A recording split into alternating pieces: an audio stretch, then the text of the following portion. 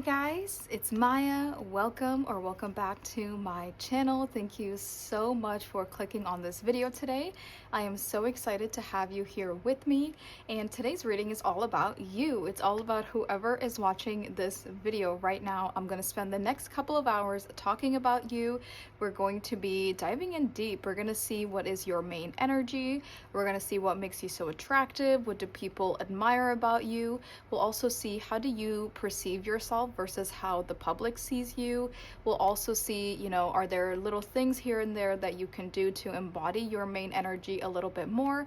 But basically, I just want to hype you up. This reading is all about you, whoever is watching this, and it's very straightforward. And I've realized, like, we talk about all different types of topics on my channel, but I don't really talk about you, and you're like the main reason that I'm here is to give you guidance. So I just felt like that is such a perfect reading for today, so I'm so excited. So I do have a quick announcement before we get into it. If you are subscribed to me over on Patreon, this is something I just found out, and I'm not sure if like all of you know about this, but I found out that if you have the Patreon app, which is through iOS, so it is through Apple, apparently Apple charges Patreon a fee whenever you purchase videos or subscribe to people on the app versus if you do it through like their desktop or like the website for Patreon. I don't know why Apple does that, and I just realized this because I was setting like the prices on my Patreon and it comes up as a different price, and it's actually more expensive for you if you purchase through Apple, which is through the app. So for example, I price my membership at $5.55, but I think if you go through the app it's like $8, or the individual videos, if you wanted to buy individual ones, I was looking at it and pricing it for like $4, but then it's charging you like $7 or $8 on the app. So just keep that in mind. If you do use Patreon on the app, it's not just for me, it's for anybody that you are subscribed to, and any content on Patreon, it charges you more money if you go through Apple's iOS app versus if you go through Patreon's website. And it's really not Patreon, and it's not the creator that does this, it's literally Apple. And I just feel like, I don't know, I don't want to get into my thoughts about it, but I just felt like you definitely should know about this because I didn't know about this, before I got onto Patreon. So you could actually be saving money if you switch over to the computer version or the desktop website versus the app. So yes, I just wanted to say that. Okay, so now we have 4 groups for you guys to choose from. Each group has a different tarot deck and has a different card that came out as I was shuffling the decks. So you could be drawn to the back artwork, the front artwork, or you could be drawn to the actual card that came out. And as usual, you can pick your group however you want to. And yeah, so let me go ahead and show you all of your options up close one by one. Group 1, this is the Guardian Angel Messages Tarot. This is what the back looks like. And your random card is the High Priestess. Group 2, this is Every Little Thing You Do Is Magic Tarot. This is what the back looks like. And your random card is the Sun. Group 3, this is the Starchild Tarot. This is what the back looks like. And your random card is the Ace of Cups. Group 4, this is the Tarot of Light. This is what the back looks like. And your random card is the Magician.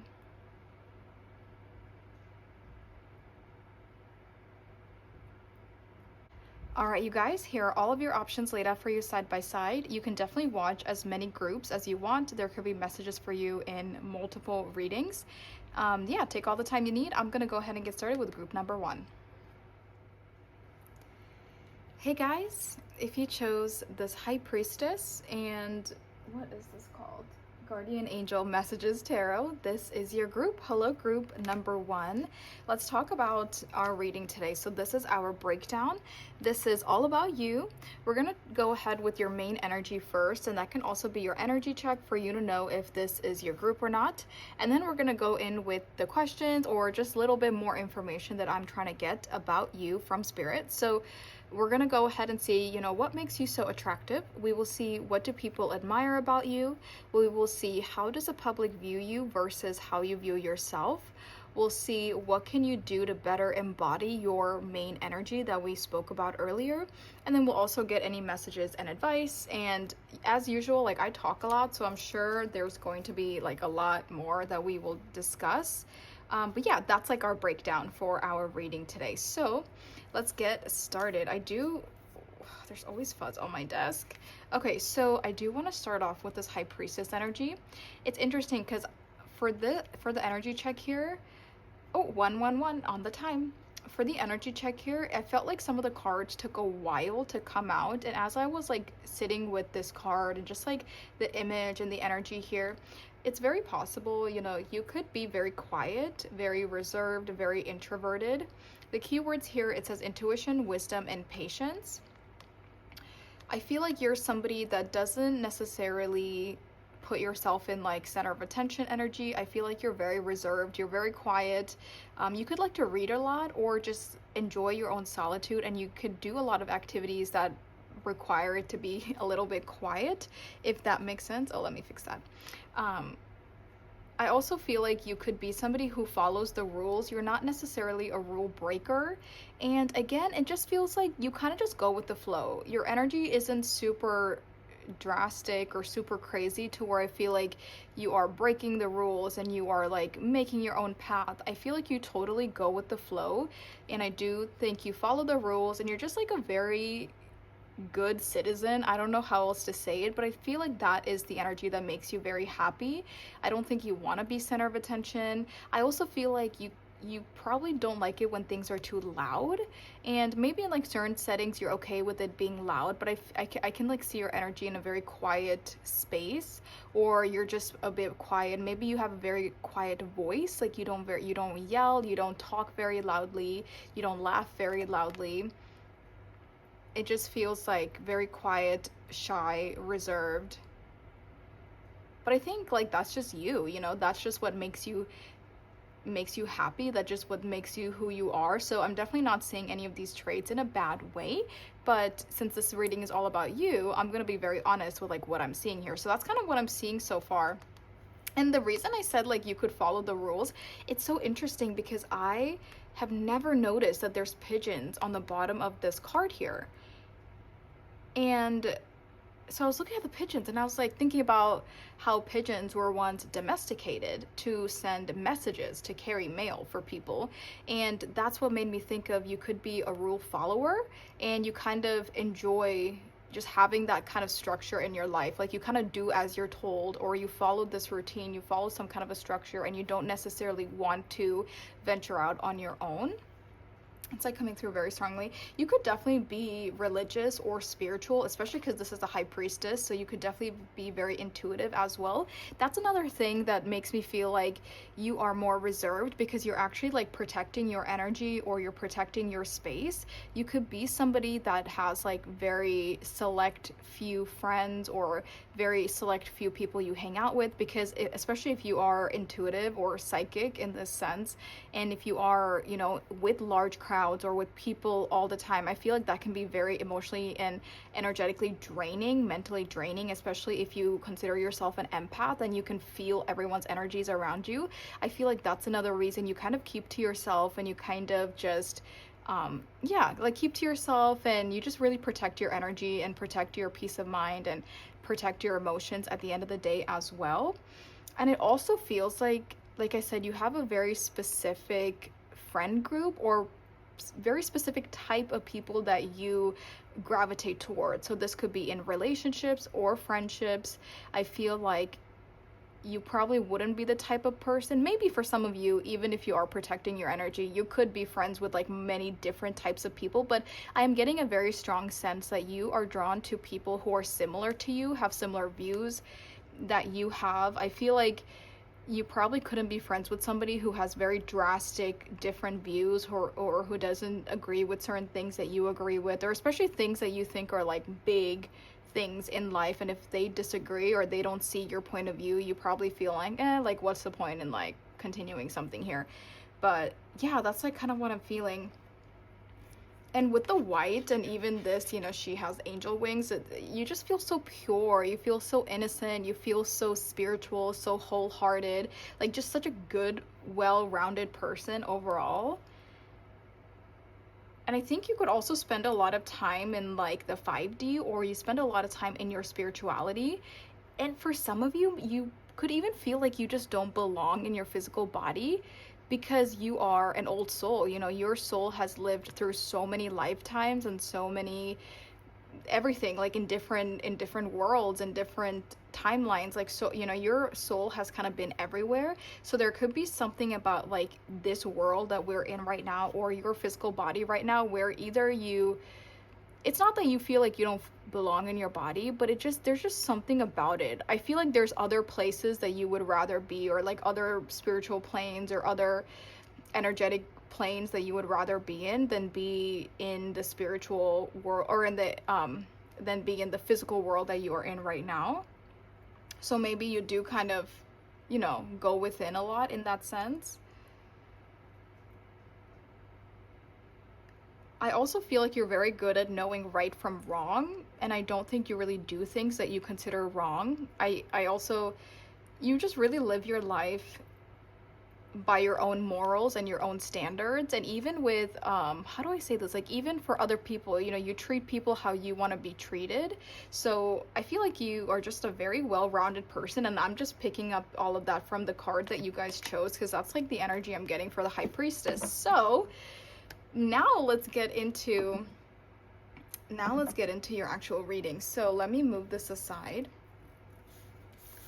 and I do feel called to keep the intro cards out. So we will hold on to our intro cards, that way you can see what it is.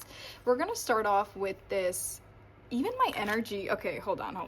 Even my energy for this group is very calm, very mellow. I'm not yelling. Sometimes I do yell. I mean, if you've been watching me for a while, or if you've heard me get like super riled up in readings, like I definitely raise my voice. I definitely get a little crazy from time to time, but I just feel like mellow. Like I just feel like so chill and like mellow and like grounded and quiet. Like I might feel like my voice is kind of quiet, and I feel like I'm like matching your energy. So even like the way I'm speaking right now, I feel like it's a little different than how I normally am. And I'm not like tired or anything. And like I wouldn't say it's coming through that way. I just, yeah, that's just like me embodying your energy a bit. So okay, now let's get into the main energies. So this is our initial energy check, but it's also going to tell me all about you. And if you feel like this doesn't resonate with you, or if you already feel like this energy doesn't really resonate with you, then definitely check out a different group. And oh, you know what else is so interesting? Another thing I feel with this card here is you could be of, like, you could be mixed ethnicities, or you could be like, okay, so you could either be mixed, so you're, you know, your parents are two different ethnicities, or you could be from like a certain culture, but you're growing up, or you grew up, or now you live in a different culture. There could be some kind of a culture clash, is how I'm getting it for some of you. So you, maybe that's another reason you feel like something off about your physical being in this world, because maybe like you're, maybe again, because you know, I just say that because in this image this is a person with a darker complexion, but there's also a white pillar and a darker pillar here. So that's why it feels like maybe you grew up in a town where your skin tone, or your family, or your mixed, you know, your mixed genetics, where it doesn't like match up with everyone else, and that could have been something that caused you to be a bit more shy and reserved and like pulled back, because maybe, you know, there's I don't want to get too much into how that could affect people. I'm sure you could understand, but there could definitely be something about that affected your life, or affected the way you view things, or the way you speak up about certain things. Okay, so now let's get into this. So yeah, if you feel like this does sound like you, then stick around. We will go into the deck that you chose after to answer our specific questions. But if you feel like this does not sound like you, then definitely check out a different group. So let's go ahead and see group one's main energy. Oh my gosh, I love it. Venus, Yes, that was another thing I wanted to mention. So the High Priestess is Cancer energy, which makes so much sense because Cancer is such a reserved, emotionally intelligent, spiritually intelligent. There's so much depth to Cancer. Like they're so not surface. Like it's not surface level. Is when you just see the tip of the iceberg and there's so much more that you don't see right away. That's like Cancer vibes to me. So that actually makes a lot of sense with Venus because Cancer is also a mother figure. It's a very nurturing, loving energy. And Venus, again, the Empress, immediately is making me think of that mothering, nurturing energy. But I will get into everything. We have the Hanged Man with the number 12. 1111 on my timer. And then we have the Page of Swords. Oh, that's so perfect. That's so specific. That's so perfect. Okay. We have Forgiveness. I definitely feel like you are a spiritual being. Like your soul itself is so old, so vast, because there's spirit, or not spirit, there's angel wings here, there's angel wings on this image here as well. So it really feels like your soul is vast. This is definitely not your first life, definitely not your first lifetime as a physical being. I feel like you've lived many, many lives. And I think that also gives you a level of wisdom and a level of understanding because you just understand people and understand circumstances and understand life in such a different way because you're such an old soul, because you've lived so many lives and had so many experiences. And even if, the average spiritual being cannot recall all of our past lives. So I'm not saying you like know all your past lives, but it's the sense that you just like empathize with everyone. You understand everybody because maybe at some point you have experienced something very similar. So it's like it's familiar to you, or you just know how to navigate certain situations because you're such an old soul. We have Capricorn. I don't know why I wanted to say birthday, but yes, birthdays are December 22nd to January 20th. We have Earth, Saturn, Cardinal Feminine with I require, perseverance, responsibility, social status, rigidity. I don't even know what that is. And then we have the 10th house. I feel like I so butchered that. Please don't judge me. There's definitely a lot of green going on as well. Ooh, and then we have the Moon's moment with synchronicity. Okay, I definitely feel like you, along with all of the spiritual energy that we're talking about, you could definitely see all the signs and synchronicities. Like you could definitely be somebody where if there is a sign or synchronicity, like you take it seriously. Like some people, or maybe a lot of people who are not spiritual, they don't recognize signs and synchronicities in that way, but you could. So whenever you see certain angel numbers or certain things, you always ponder the meaning of it because you feel like there is something more to it. And because you're so spiritually connected with the universe, you'd be like, well, the universe wouldn't just give me this for no reason. Like there is a deeper meaning to this sign or to this synchronicity. So I do feel like you ponder a lot. You ponder like your existence a lot. You ponder the signs and synchronicities a lot. You ponder spirituality a lot as well. And I think it's like because you know that like you are a different being from a different source. You're different from everyone around you. But again, we don't remember all of our past lives. So it's like, there's that difference within you, but then you can't like pinpoint what it is or what your past experiences were and all of that. So I think that like your spiritual side and your human side, sometimes, when they come together, it causes you to ponder and question a lot of things. But I do think you definitely, signs and synchronicities stand out to you all the time. And I think you do ponder it, you wonder what it is, or if you are asking for signs and synchronicities, I do think you and the universe communicate a lot. So you definitely have that communication going with the universe around you. I love that the Hanged Man is here. I want to talk about these cards independently and then I will talk about them together. My intention for this was just one card, but two came out. So and it's such a perfect combination. So with the Hanged Man on its own, a Hanged Man is all about a period of rest. You know, we have the number 12 here, and it's all about like just staying back, hanging out. You know, we're not actively doing anything, we're not actively pursuing anything, or we're not like, there's no movement here. And I feel like that is so perfect for your energy, because I said that in the very beginning. I was like, your energy is very calm, it's very still, it's very reserved, it's very like, there's not a lot of craziness, there's not a lot of movement going on. So I think that makes a lot of sense. And even this is the energy of just like pondering, you know, questioning life or questioning things, or really looking for the deeper meaning in everything around you. So I feel like that, you know, really does explain this energy well.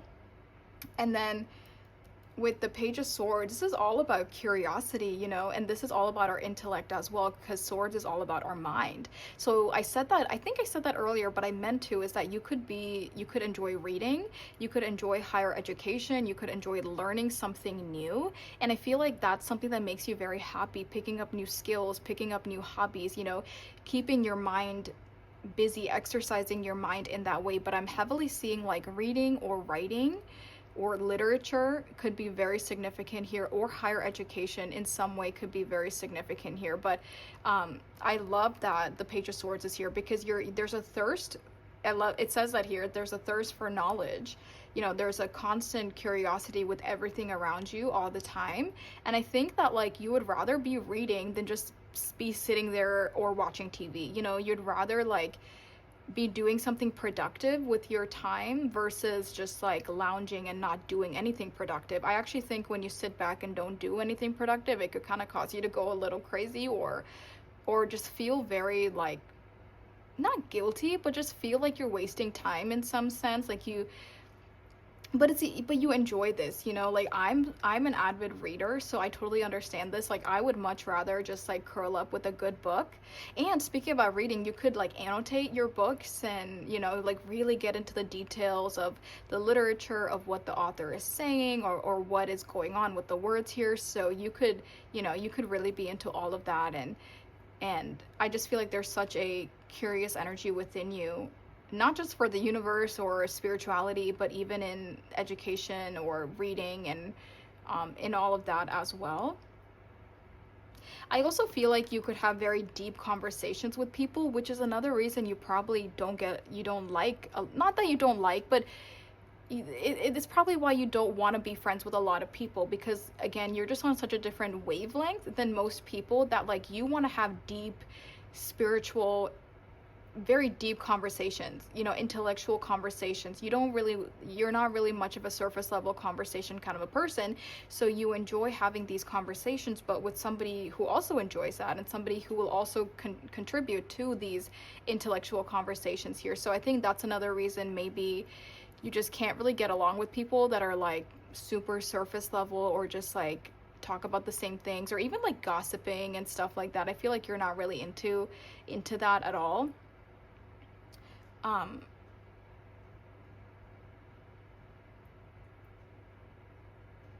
with forgiveness and Venus here, I do feel like you love wholeheartedly, and there are like no boundaries for your love. And sometimes it could actually be a little too much, you know. I feel like Spirit is saying like, yes, this is a very loving, and this person would do anything for you, you know. Like that's what Spirit is saying about you to me. So with like forgiveness here, you would really forgive anybody. You would give anyone the benefit of the doubt. You would give people second chances. But sometimes it might be too much. Sometimes it might not be the right thing to do. You know, I feel like you could struggle with boundaries, or you could struggle with like walking away from certain situations, because you do get emotionally invested into certain things, and you're just so loving and caring that like sometimes it's tough to like detach, or tough to be strict with people, is how I'm hearing it. But especially with like friends, acquaintances, relationships, I'm not saying that people could take advantage of you or manipulate you, but I do think that like your love and forgiveness and this nurturing energy that we see with Venus here, it runs so deep that like sometimes it's a bit much. And I this is a type of energy, especially if you're a Cancer, like Cancer Sun, Cancer rising, or if you just have a lot of Cancer placements in your chart.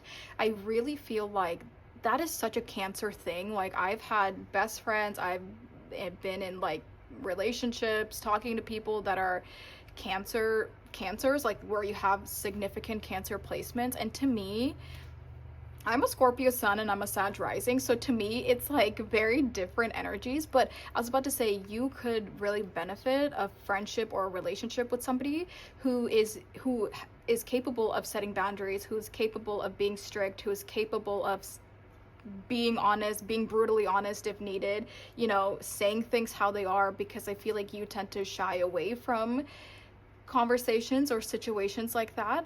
The only reason I say that is because I find that for me, it's like when I'm in a dynamic like that in a friendship, like I'm there for that person to speak up for them when they can't speak up for themselves, or stand up for them when they can't. But then they also remind me to kind of, be a little bit more loving or nurturing towards the situation. And I think it's like a good balance when you have somebody that's like your energy, and then somebody who could be a bit more like my energy in that sense. But I just say that because I've experienced a lot of people that are like that, and it can definitely be a little heavy. It can be a bit much sometimes. But especially with Venus here, I feel like you really give the benefit of the doubt to people in friendships or romantic relationships or any type of connections, because Venus is all about connections. This is our 7th house. This is how we connect with people, how we choose to connect with people. And I feel like relationships are just very important to you, and you take them very seriously. You treasure all the relationships in your life, but it really feels like giving the benefit of the doubt a little bit too much sometimes, or not able to walk away when you do need to walk away. I also think that marriage could be very important to you, marriage or like long-term relationships, engagement. I don't necessarily see kids being very important to you, because if we're talking about kids, we could talk about the 4th house. But since I'm seeing the 7th house here, I feel like that initial romantic relationship with somebody is very important to you. And sometimes you could even be trying to find that relationship, but maybe you're in a situation where that person is not good for you, but you are really seeking an emotional connection from somebody, and maybe get in the wrong situations at times. But I do feel like you have a very ideal person that you want for a romantic relationship, and you are very much seeking commitment, seeking marriage, or just seeking like a long-term relationship, even if like the traditional marriage is not your type.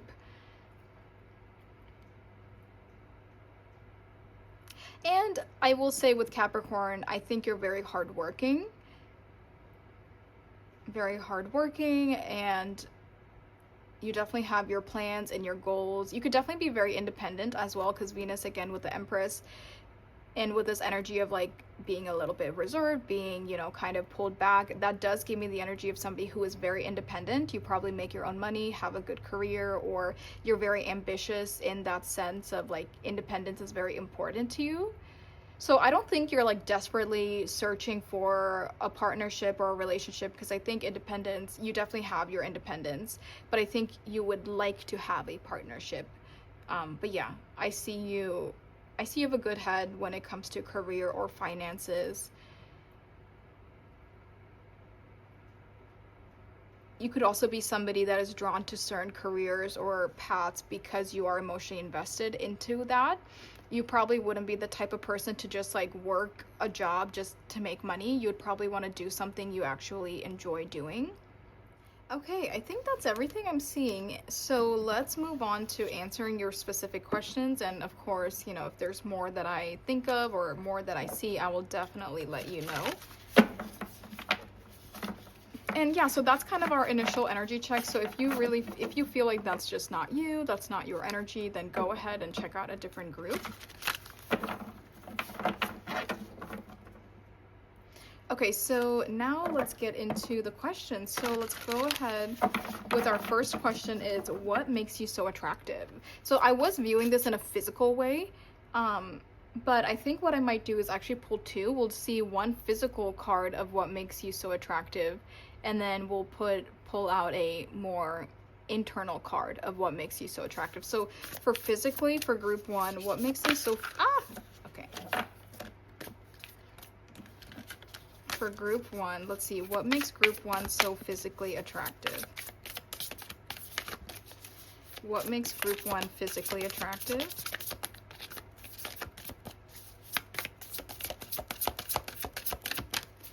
What makes group 1 physically attractive? The wheel. And you know what's so interesting? The diversity that we see on here. Okay, physically you definitely have a very diverse look, so you could definitely be mixed, you know, in with different ethnicities, different cultures. You could also just have a very like ambiguous look to you. You just look very different. You don't look like the traditional people that you see outside. You know, there's just something about your image being very different and very unique, and I think that's also something that makes you very physically attractive, is just like your complexion, your skin tone, or the diverse look that you have, the cultural look that you have. For some of you, I think that makes you very, very, it's like the energy where like people can't exactly figure out what your ethnicity is, and people may even call you quote unquote exotic, which I don't really like that term, but you know, people could view you like that, especially if you're in a place where people haven't seen somebody like you before. So I definitely feel there is a lot of diversity going on within your physical appearance.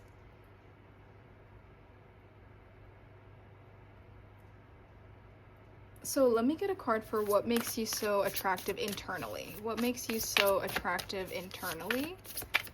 So this could be emotionally, mentally, spiritually. What makes you so attractive through your personality? What makes group 1 so attractive through personality? 6 of Earth, charity, generosity, windfall. Yeah, that actually makes, that's like perfect with everything we've said. So I think one thing that makes you very attractive through your personality is that you're very generous, you're very giving, you're very affectionate in that way. Some of you, your love language could be, you know, gift giving, or yeah, like something like, what are the other love languages? Like gift giving or acts of service could be your love language, or just how you show people that you love them. Doesn't have to be in a romantic sense, but I think that's what people can really see about your personality, is that you're so kind, you're so giving. And we were even saying that earlier, like sometimes your giving has no bounds, or your love for people has no bounds, but I think you always think about others. You always want a fair situation. You always want equality. I think that is like deeply rooted in your personality, and that is something people notice, and that's something that makes you very attractive in that sense, because you don't just think about yourself, you think about other people, you think about everyone, you think about how something is going to affect everybody, and in that way you're very selfless. And I think that's something that people really like about you, and people are very attracted to how you are very selfless, and you think about everyone in that scenario. You could really like kids or children or something with like the younger crowd, like babies or like young kids. You could also feel like you want to give to kids in some way. So whether that's like donating to charities, whether that's something to do with like the underprivileged, whether it's like orphanages, you know, what is it, foster homes, all of that. It's like there's something in your like in your aura where you really love kids, and you want to give back to kids, or you want to like be there to provide for them in some way. And I think people really like that about you, because again, it goes back to that nurturing energy. It's so funny because I don't see that you specifically want to have children or like a family. Like I see you want a partner, but I don't really see that you want to have kids of your own. But it's like, but you love kids in general, and you would really like, maybe for some of you it's even part of your career, something to do with children. Maybe you're a teacher or something, but it feels like you, maybe some of you have kids, you know, it's a general reading, but it does feel like you really enjoy your time with children. You want to give back to kids, you want to donate to kids in some way.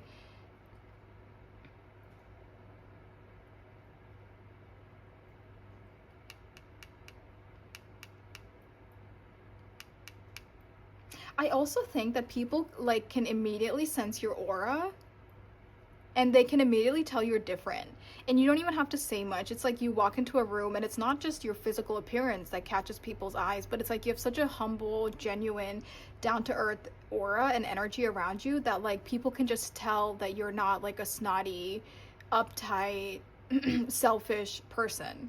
like that's coming through very strongly, is that you just have a very special energy about you, to where people just know that you're so kind and down to earth and generous, and that you have a big heart.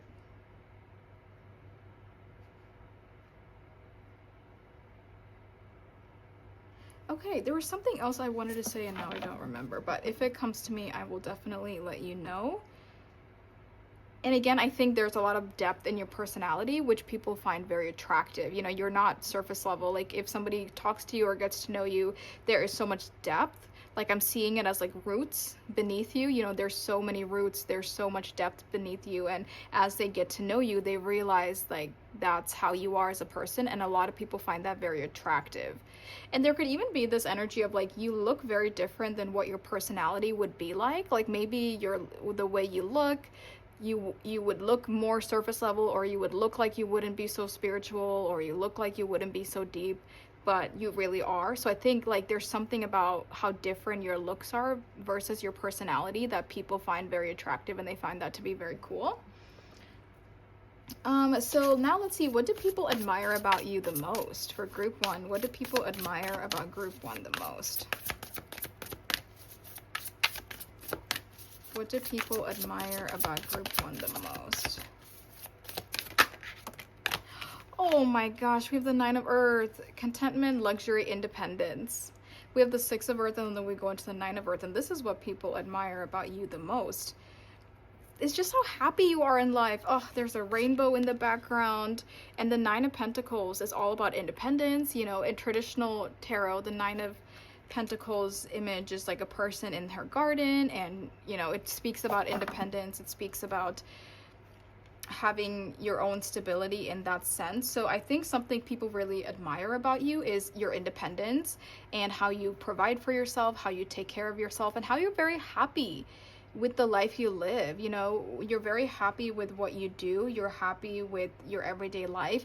I also think you always view things in a positive way, because there's so much synchronicities in your life and stuff. You always are looking at the positive side of whatever might happen, or you're always learning and evolving as a person to whatever life throws at you. And I think like the way you handle stress, the way you handle curveballs, the way you love your life no matter what's really going on, there is like a genuine love that you have to yourself. You know, most of the time, we're human, there's going to be times where we're upset or whatever, but I think most of the time there is a genuine love that you have to yourself, and there is a genuine love that you have to life in general.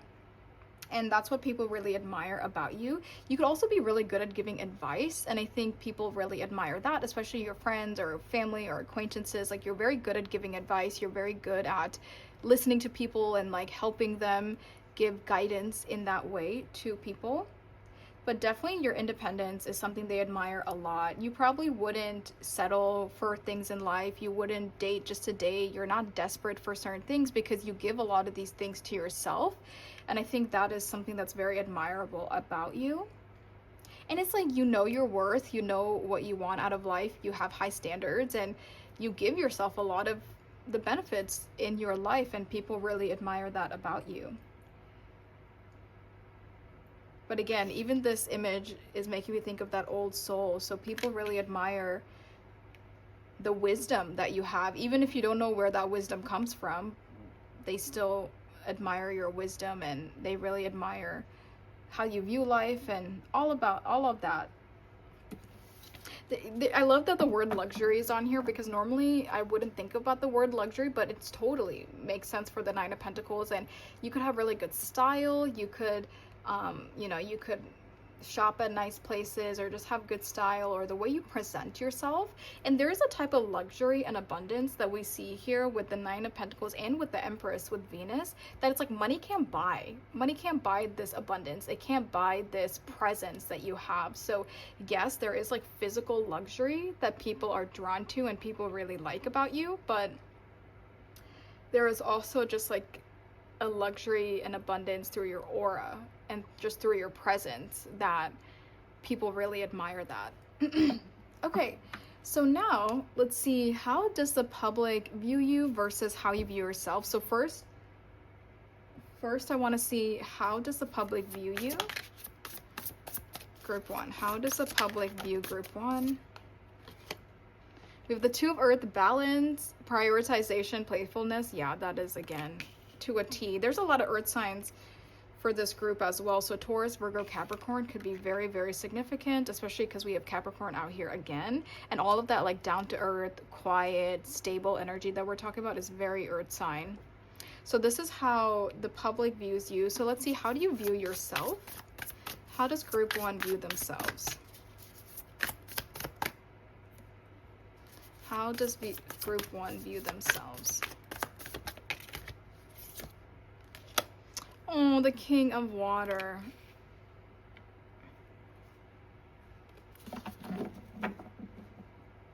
There's a lot of self-love. And I think because you have so much self-love and you're so sure of who you are, I think that is what helps you, you know, become independent in that way.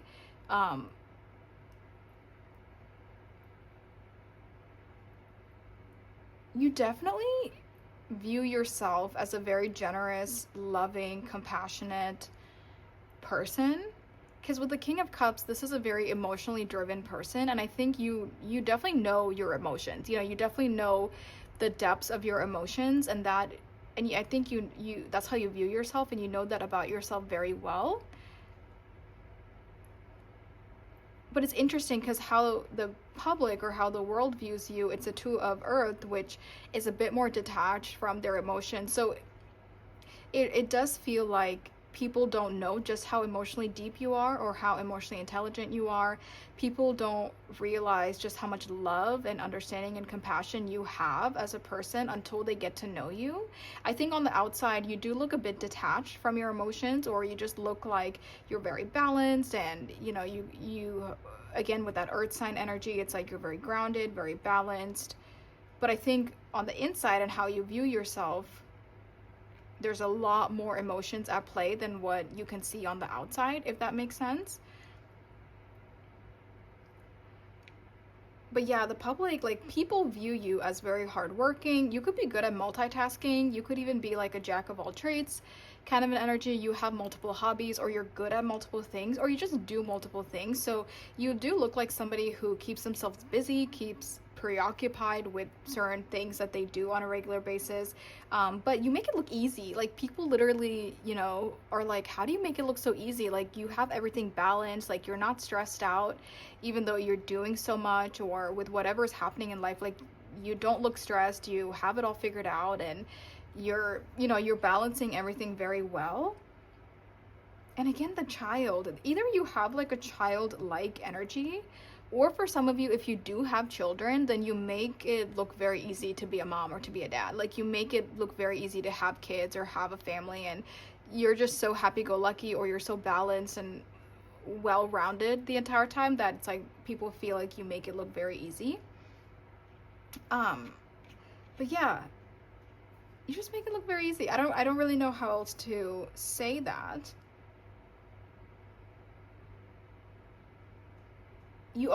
People also view you as somebody who's not exactly like set in stone. You can be a little bit flexible if needed. Like, you're not like rooted in your ways. I think you are open-minded, and I think people can see that. You know, people can see that you're not set in your ways, so you don't really come off as like arrogant or controlling or anything like that either.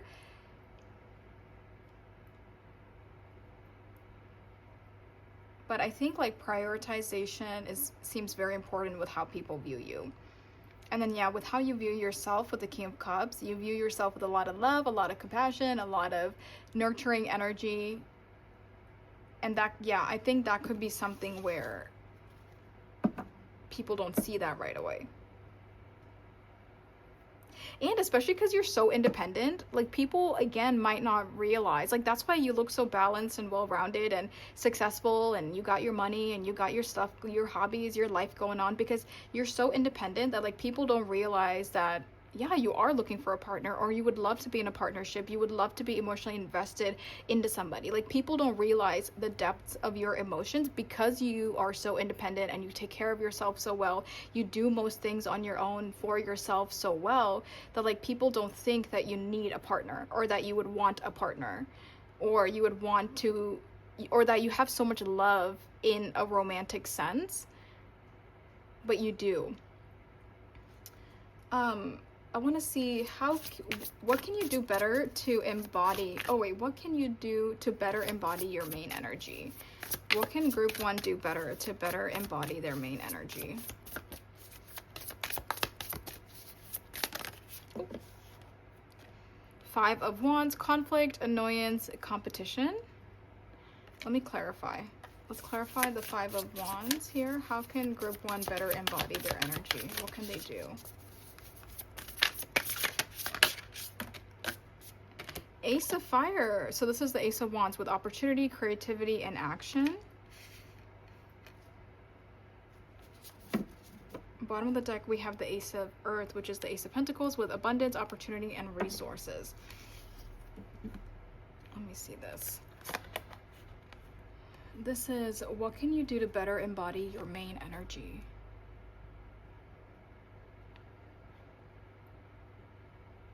Okay, for one, this is a lot of fire, so definitely to step out of your comfort zone a little bit, I think will help you out a lot.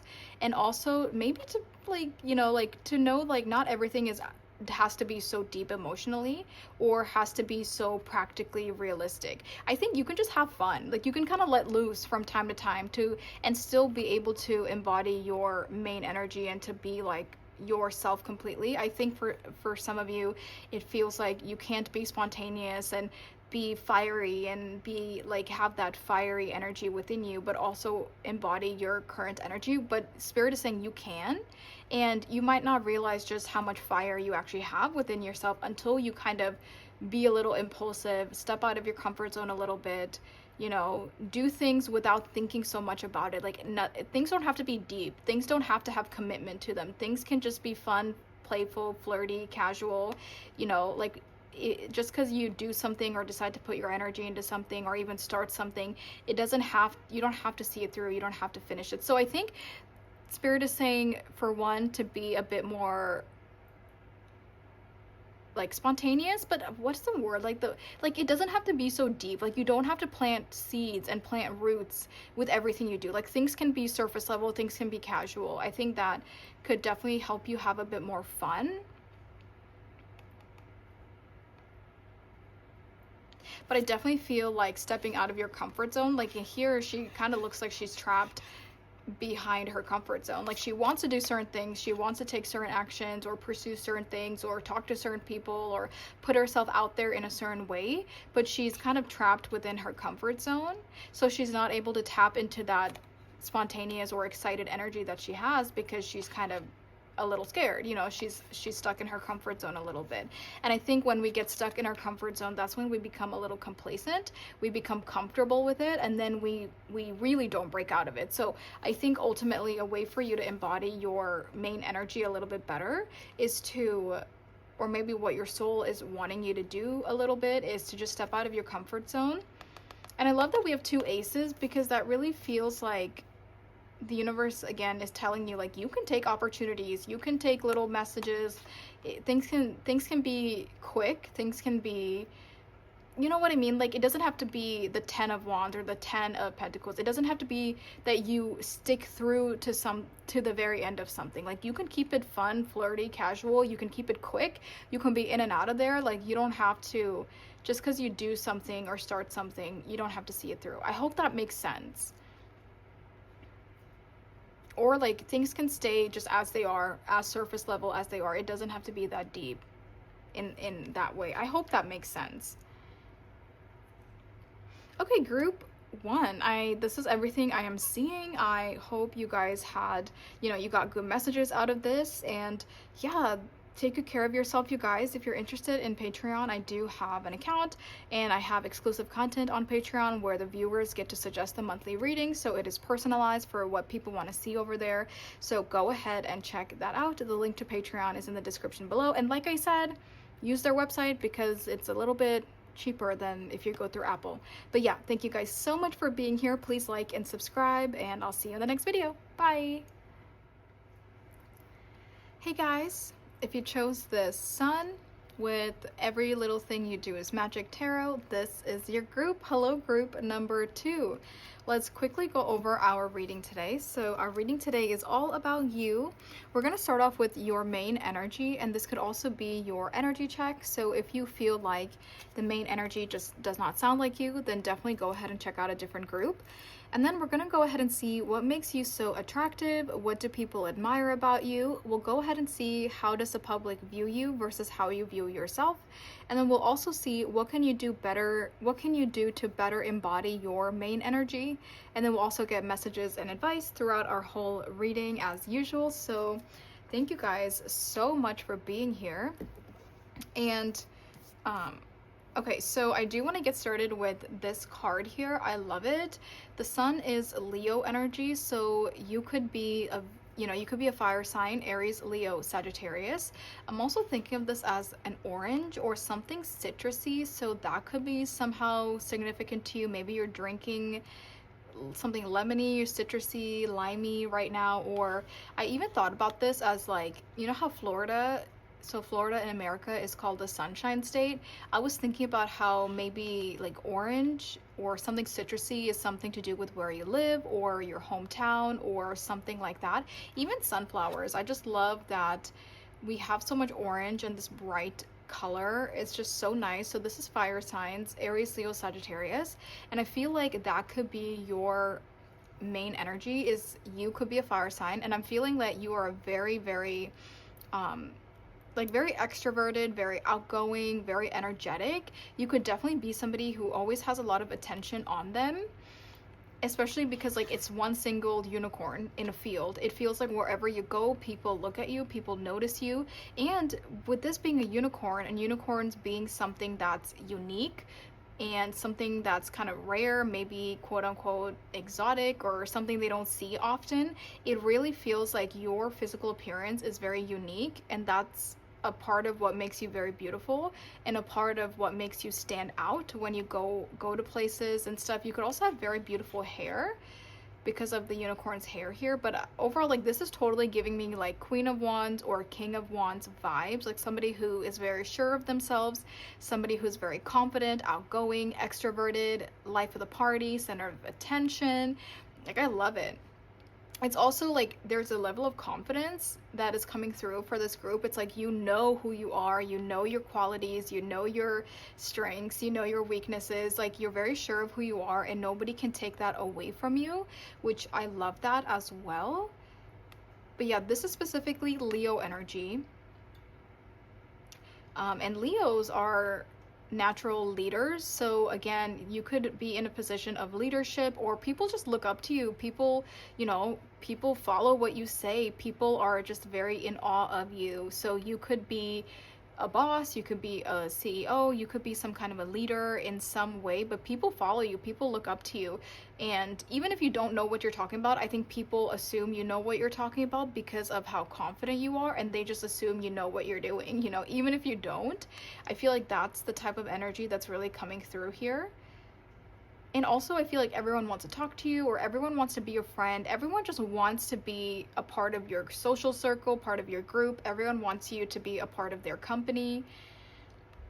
I think you definitely have a lot of admirers. With the sun, you could even be like famous to some extent, or some kind of an influencer, or you could have followers to where there's like many people that are following you and looking up to you, many people that admire you.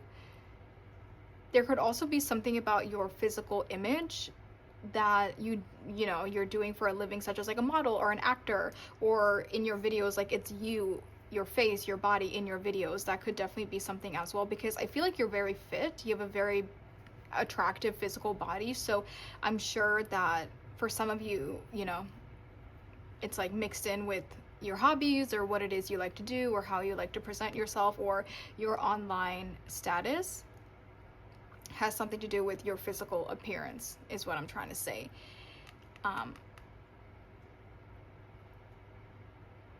Yeah, I just think you're so physically beautiful. Like, there's just something very strongly coming through about your physical appearance, and it also feels like you're the only person in the world. I don't know why it's coming through like that. Like, when you go out somewhere, like, people just look at you as if you're the only one in the room because of what your physical appearance looks like.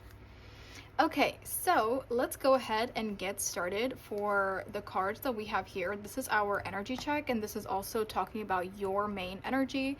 So if you feel like this does not sound like you, then definitely go ahead and check out a different group. So let's get started for group number 2.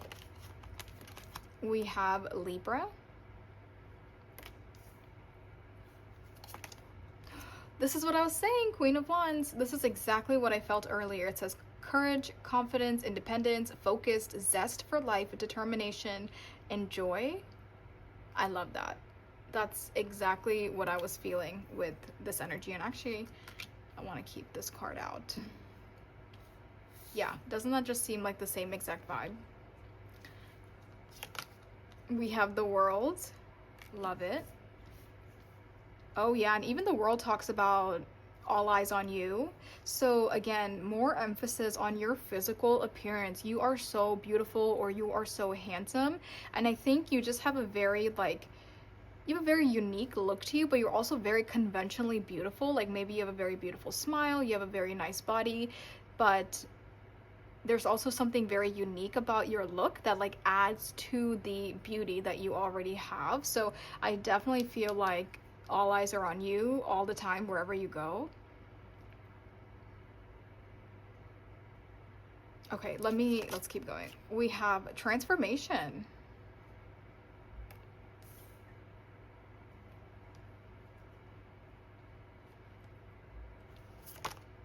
Ooh, more fire. Sagittarius with November 23rd through December 21st. We have I seek adventure, knowledge, freedom, and justice with the 9th house. And we have Moon Dance with celebration, and there's more of that orangey color. So there's a lot of orange, and there's a lot of that color going on here.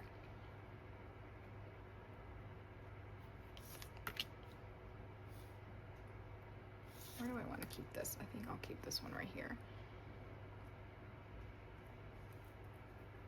I think you're very intellectual. I think for one, when people see your physical beauty or how attractive you are, they might not think like I just feel like you are very, very intelligent and you have a very analytical mind, but people might not guess that right away. Maybe, and I'm not saying you look dumb or anything like that, but it just feels like with how attractive you are, how beautiful you are, I think people don't realize like you have brains and beauty. So I think as they get to know you, they're actually kind of shocked with just how calculated you are, just how intellectual you are, just how, you know, how your brain works. I think they're actually very shocked to see that you kind of have like the best of both worlds in that way. So we have Libra here, and Sagittarius could be significant, fire signs could be significant, Leo, Aries, Sagittarius, and then we also have the fixed sign. So we have Taurus, Aquarius, Scorpio, and Leo. So Leo out twice. Oh yeah, I think you are so fun. You could like to dance, you could like to shake your body, you could like to feel the beat, feel the music. You could also be very musically inclined, so you could play a lot of instruments, or you just really love music, or you love dancing to music. I feel like there is a level of self-expression that you have that's very unique to you, that also like adds to that zest that you bring everywhere you go, whether it's you expressing yourself through dance or with moving your body, whether it's the way you express your emotions, your feelings, the way you talk, the way you carry yourself. I feel like you really express yourself in a very unique way to where people notice you. People notice that.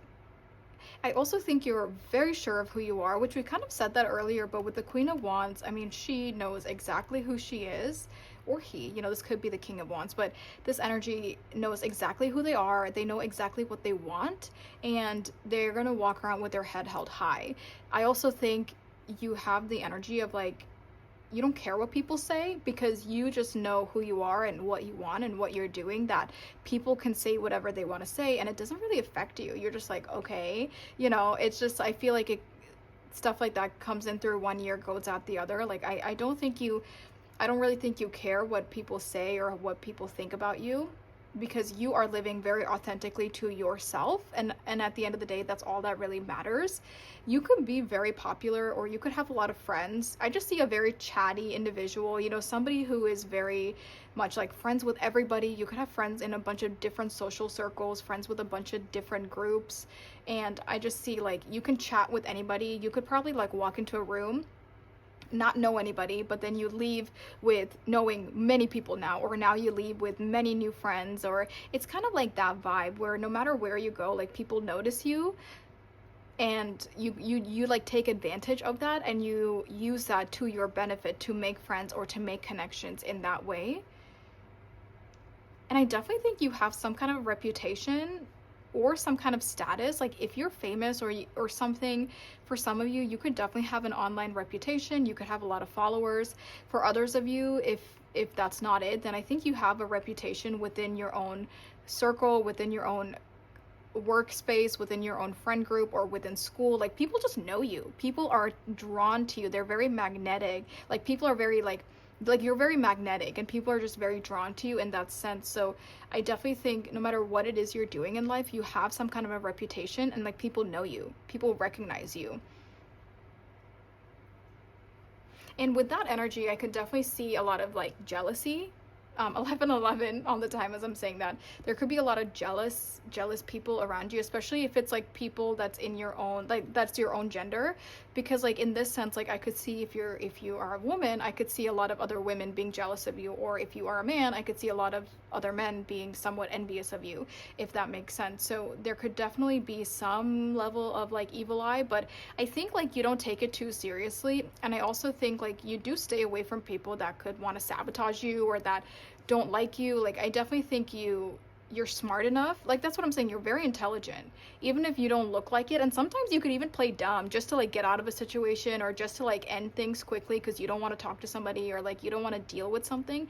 You could definitely play dumb at times, but I think you're very intelligent, and you can recognize like when somebody is negative, when they have bad vibes, or when there's evil eye, and or somebody just doesn't like you. I think you can tell very quickly, and you definitely don't like stick around with people like that. I think you can filter out the people that you don't want them around you.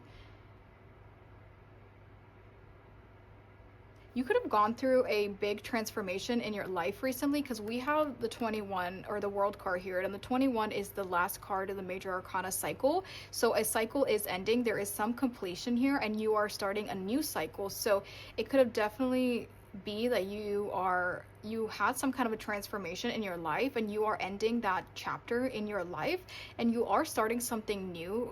I think for some of you, this could be definitely like a new career. This could be a new school, new studies. This could even be traveling and moving somewhere new as well, with the Sagittarius energy we see here. But I also think like for some of you, you're literally like starting over in life, or you're starting a new chapter as a new version of yourself.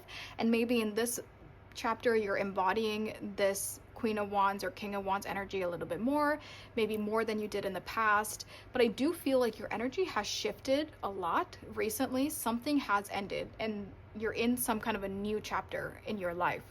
And I think you're very happy with it. I think you worked very hard for it. You worked very hard to get through it. So I think you're very excited about this new chapter in your life. I also feel like this new chapter, or this new energy, or your current energy that you're in, she feels very casual. Like she doesn't feel like commitment, if that makes sense. Like especially with this celebration and like the couple here, it's making me think of somebody who's very flirty right now, who is not really looking for any type of commitment in a relationship, somebody who is like open-minded, or is experimenting, or just whatever it is. I think you're keeping it fun, casual, flirty in your relationships. I think you're really mingling right now. You're like getting to know people. You're probably going out a lot. I see like a very extroverted energy. But I'm definitely not seeing commitment in any way. I think you're obviously committed to friends and stuff, but I don't see commitment in relationships. Maybe you just got out of a long and serious relationship, or maybe you just don't feel like you have room for a relationship in your life right now. But I just feel like there is like heavy casual dating energy right now. And Spirit loves that. Like Spirit is saying yes, like that's actually the best thing you could do right now, because a commitment is not in your cards right now. And I think Spirit is encouraging you to put yourself out there, meet new people, go on dates, experience new things, because they're saying that like you'll definitely make a lot of memories, you'll meet a lot of cool, interesting people. And then for some of you, that's like advice that Spirit has for you, is to put yourself out there, you know, don't be nervous, don't be scared. And they're saying like you already possess all these amazing qualities, like it wouldn't be hard for you to put yourself out there. But you know, when you overthink it or when you are nervous, it seems much harder than it really would be. But they're really encouraging you to put yourself out there. I'm just heavily seeing dancing as well, so maybe like going out to dance over the weekend, or going out and listening to music somewhere, especially like a dimly lit area. I feel like either there could be significant connections that you meet in a place like that. For some of you, you could be meeting a serious relationship partner, person in some kind of a dancing or dark environment, in that sense, where there's like loud music, maybe people are having some drinks. Definitely feels like a bar or a club, maybe even like a speakeasy, like something very like a nice cocktail lounge, or a place that has like live music. For some of you, there's like a very special connection for you to meet, and they are in a place like that, and that's where you would meet them. So the universe is encouraging you to like, you know, go to a place like that, or if you're invited to something like that, to go do it. But I do think in your current energy, you're keeping it very casual, very flirty, not taking life too seriously. And for some of you, it does feel like this shift, or this energetic shift, it's very different from who you used to be, because maybe you used to be very serious, you used to be all about commitment, or you used to take things very seriously, you know. So now it almost feels like a complete shift to where you're like a totally different person, but you're very excited to be this way. It just feels like the previous version of yourself just wasn't fulfilling you, and after this transformation, now you are really embodying who you really are. I definitely think travel could be significant for this group, because we literally have the world, and then we also have Sagittarius, which is all about expansion.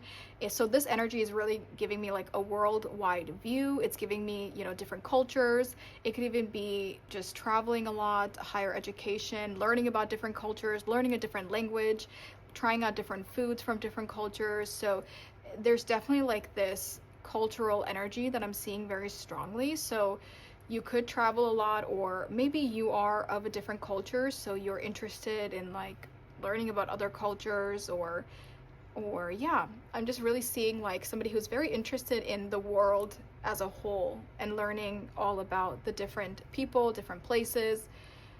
I definitely think travel could be important to you. I also think freedom is very important to you, which is another reason you're not really looking for commitment right now.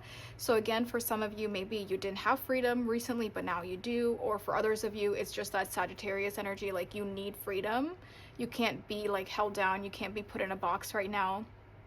And that actually like feels like the collective as a whole, no matter what your past is, it just feels like your current energy is all about expansion and growth, and you can't really be still right now, or you can't really be put in a box right now. Like you are just growing and expanding, and like, you know what I mean? Like, and I think you need to surround yourself with other people that encourage that, or with other people that are in the same boat as you, because I think you could not be with somebody, whether it's romantic, whether it's platonic, you couldn't be with somebody right now that is like asking you to stay put, that is asking you to, you know, to be concrete in something. I feel like that's just not what your energy is. And I think that goes for even if you're in a relationship. I think you're seeking a partner that allows you to have your freedom, that allows you to, you know, obviously in the confines of the relationship and the boundaries that you have with each other in the relationship, but I think you would still seek a partner that allows you to have freedom, allows you to do what you want to do, go where you want to go.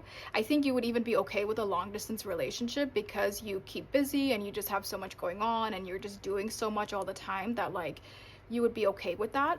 And I think your ideal partner is like the exact same person as who I'm describing you to be. It's like you're the exact same in that way. So like it's not a problem. You know, they don't get annoyed or they don't get sad or they don't get jealous or they don't get toxic about certain things just because you want to live your life a certain way. So I think like your ideal partner is very similar to you in what you are looking for in that way. And I also think like you, because people get jealous of you or people can be envious of you, I definitely think like you need to be with somebody who matches, like either matches your personality and matches your physical beauty or matches your ambition, matches your drive, your hunger for life, because I feel like you could definitely make partners insecure, and you need to be with somebody where they're not going to be insecure because you're just being you, you know, because I can definitely see it where if you're in a relationship with somebody and they're very different from you and they don't understand that you get a lot of attention, that you're outgoing, that you are, it's easy for you to make friends, that you talk to everybody, whether it means nothing or it could mean something. But, you know, I think if you are with somebody who is like super against that and like doesn't understand that kind of a personality, I think it could definitely become toxic. It could definitely lead to them sabotaging or them being very, you know, insecure and like, yeah, just self-sabotaging the connection. And I'm also hearing like you could have definitely been in relationships like this to where now you know, like, hey, I can't be in a relationship like that. Like, I need somebody who is sure of who they are, who is secure in who they are, who is not going to get mad at me just because I'm talking to new people or I'm talking to strangers when we go out or when, you know what I mean. So I feel like you have experienced people that can become very insecure and you realize like, hey, I don't ever want to be with somebody like that. Because there's this energy of like, you have a very bright light and you can't dim your light. And you don't want anyone to dim your light. You want somebody who can also shine bright in their own light and you can shine bright together. You know, it's like that power couple dynamic where you can both shine bright together, but you never want to be in a situation again where somebody is trying to dim your light, you know, and you also don't want to dim somebody else's light. So that's like seems, it does feel like for some of you very strongly that you have been in relationships where people are trying to dim your light, whether it's friendships or romantic relationships or maybe even family.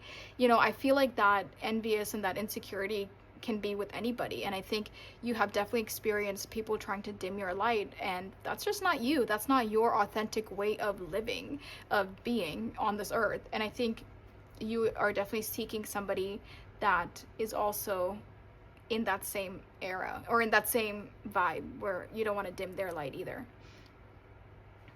I definitely think there's something here about a relationship. I know we're talking so much about like casual energy, but I feel really strongly that like with the two people here under the moon,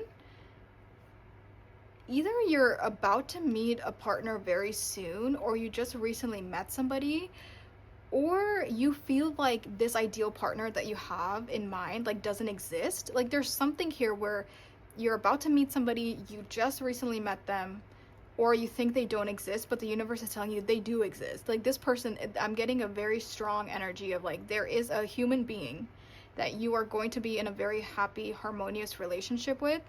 Both of you are going to have your lights shine individually and shine together. You're definitely giving power couple.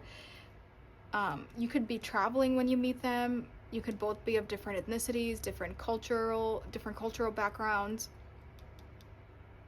But yeah, you are going to meet your match very soon.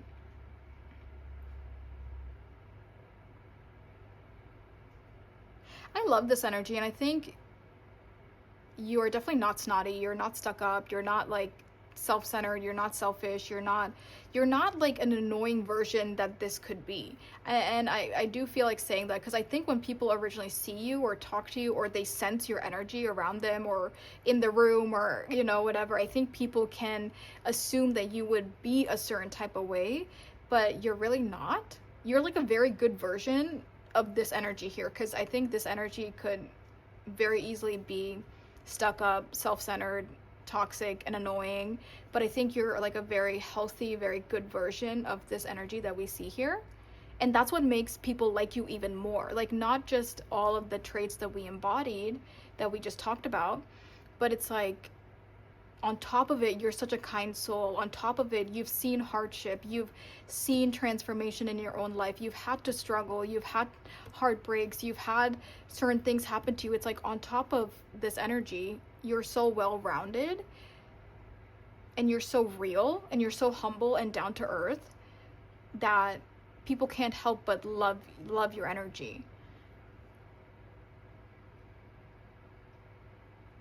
But I do think, like, if people are jealous or envious of you, they're like so far gone that like they don't really see you for who you are.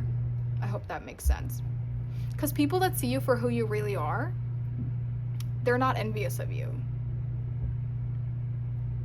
I think you're very fair, and you really take equality very seriously with Libra here. And I also think you're quick to cut somebody out if they don't deserve to be in your life, if they are not serving you anymore, if they're not fulfilling you anymore, or if they're toxic or negative. I do think you like to keep a well-balanced life, so you're quick to, again, cut somebody out if they need to be cut out.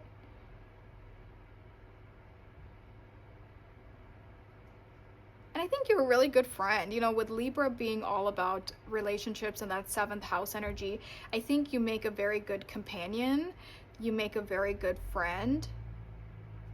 And people just really love your energy. Like, they can talk to you about anything. You understand a lot of things. There's so much depth to you.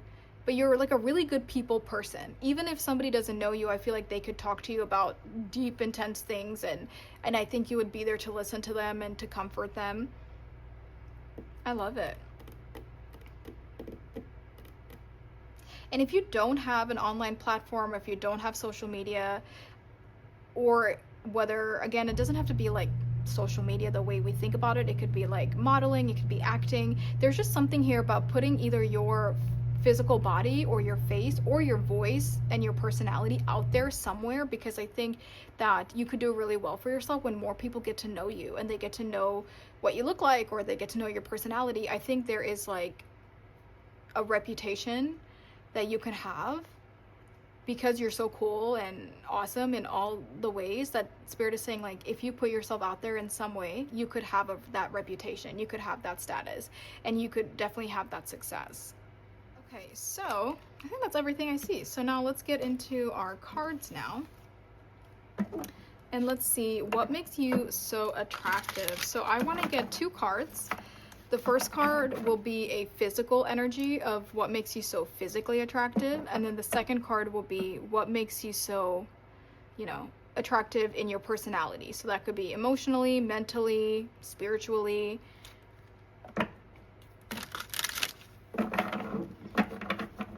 I definitely think you are a spiritual person. You do have spiritual energy, especially with this transformation and the world card that we see here. I do think that you are spiritually evolved. I don't think people could ever guess that about you, and I don't think you share it with just anybody, but I think you are spiritual and you are open to the universe. And I think that if that happens to come up in conversation, you're very happy to talk about it. But I don't think you like wear it on your shoulder. I don't think you like dress in a very like spiritual way. I don't think you look like you would be a spiritual person. And yeah, but I think if it comes up, you would be very happy to talk about it.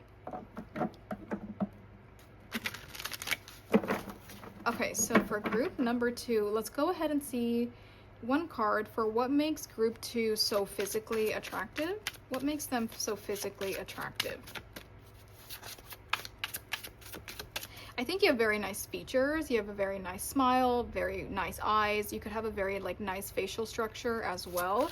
Also just a very beautiful like skin complexion or very nice skin. All right, physical. We have the 9 of Wands. You're so effortlessly beautiful is exactly how I'm seeing this.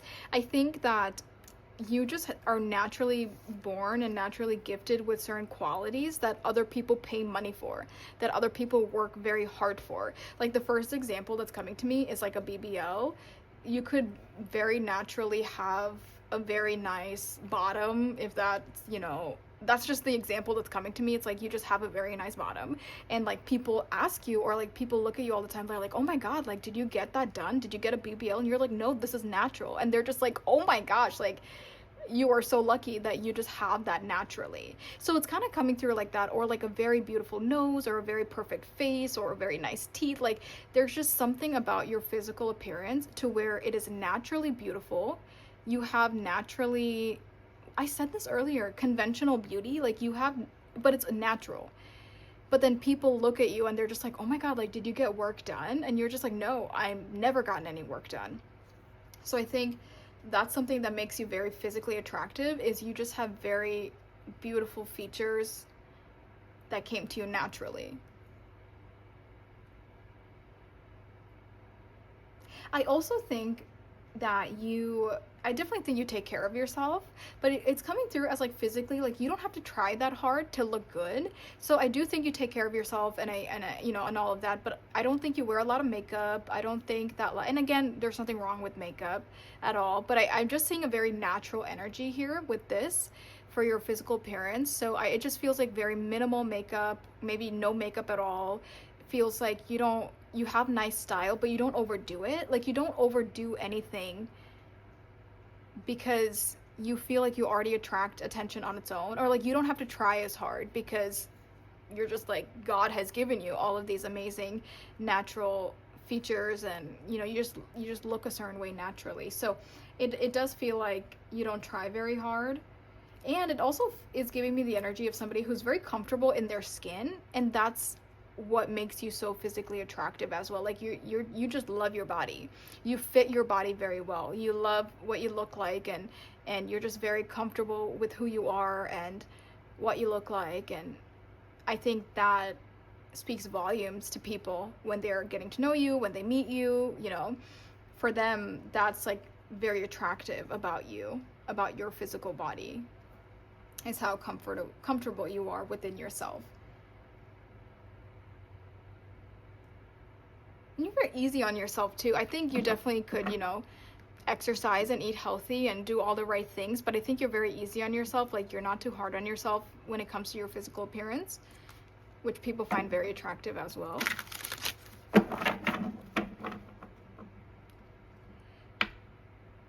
Even if you have like something that is quote unquote unconventional when it comes to physical beauty, you wear it so well, or you are so confident about it, or it looks so good on you, and that is something that makes you even more physically attractive. Like the first thing I thought of was like a gap in your teeth or something like that, to where, you know, like society would want you to think that's not good, or like you have to get your teeth fixed, or like a gap is not beautiful.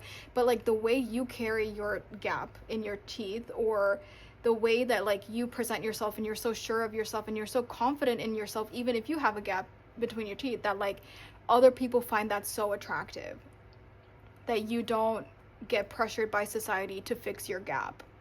I hope that makes sense. So for some of you, there's definitely something like that going on as well, that adds to your uniqueness and adds to your physical beauty. So then let's see, what makes you so attractive personality wise, or internally? What makes you so attractive internally? We got two at the same time.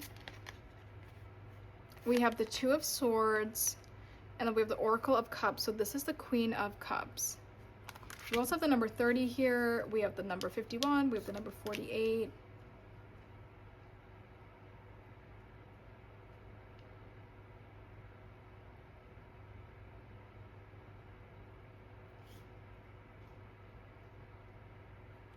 I think one thing that makes your personality very attractive to people is how you can really get along with just anybody. Even if like you're very different from this person, I think that you just have such a genuine, loving, comforting, healing presence. Like your energy is just so genuine and loving and caring with the Queen of Cups here, that like you can really fit in with anybody, or you can make friends with anybody. And you're also just so open-minded that like you're not prejudiced in any way. I think you're so open-minded and you love everyone the same. There's so much equality, going back to that Libra energy. Like there's so much equality within how you view other people, and like that's something that is so attractive about your personality. You view everyone the same, you love everyone the same, you believe everyone should have equal rights and equal love and all of that. And you definitely treat people in a way that makes them feel loved, that makes them feel seen, that makes them feel heard, especially from somebody like you, where they would think that you would never talk to them, or that, or like you're so out of their league, or whatever it is, right? I think you definitely make everyone feel included, make everyone feel loved. You're so open-minded, and you, yeah, that's like really how that's coming through. Like, you don't hold anything against anyone. There's no prejudice on your end, and you just love everybody. That's really how that's coming through.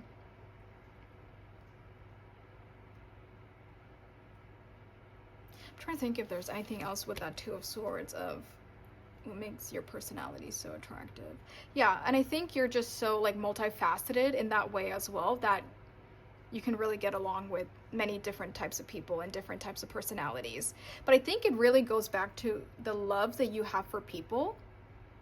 Especially that also goes back to that Sagittarius and then that worldwide view we were talking about earlier, is that you just love all types of people and all types of cultures, and like you have an appreciation that this world is so vast and so big, and there's so many different types of people out there, and you just like appreciate that, and you know that, and you embrace that when it comes to people and it comes to like your personality.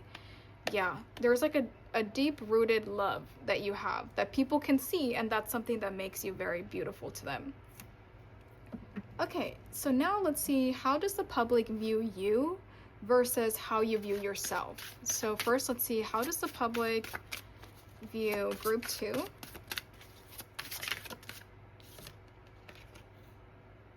Six of Wands, more Leo energy, to how does group 2 view themselves? This versus how group 2 views themselves.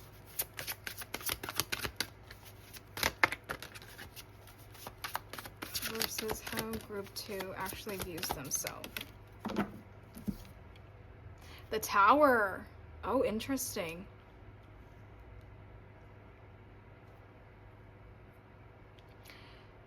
I think that there is so much depth to you as a person, and people might not realize that right away or realize that ever. With the Six of Wands, for how the public views you, they view you as very successful, very determined, very happy, excited. The Six of Wands is all about success. It's about all eyes on you. You know, people think you have it easy. People think you get lucky. People think that you're just very successful, like things just work out for you. You're doing so great all the time. But it's like, to you, there's so much depth within your soul. It's like people only see the outside appearance of you, and they don't really realize how deep it can go with the Tower. Like, they see the success, but they don't see the struggle. They see the beautiful person on the outside, but they don't see the internal things that you have gone through or that you go through on a regular basis within yourself.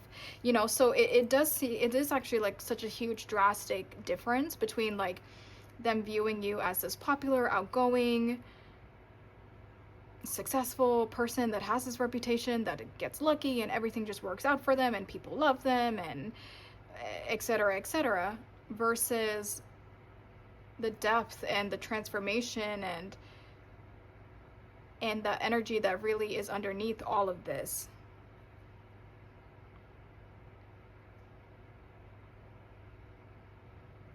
You could have had many Tower moments throughout your life. You could have had many times that you've had to start over in your life or reinvent yourself or figure out who you are, figure out what you want, figure out how to be successful, figure out how to get from A to B. But then they only see the outside of it. They just see the success. They just see that you've done what you wanted to do. But they don't see the hard work, the blood, sweat, tears that you put into it behind the scenes.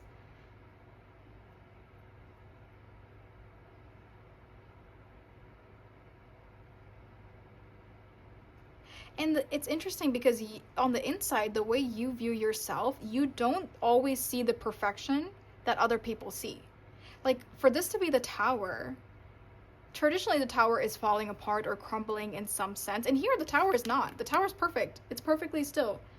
It's perfectly strong and sturdy and even has flowers coming out of it. But the Tower essentially has this energy of like something doesn't feel enough.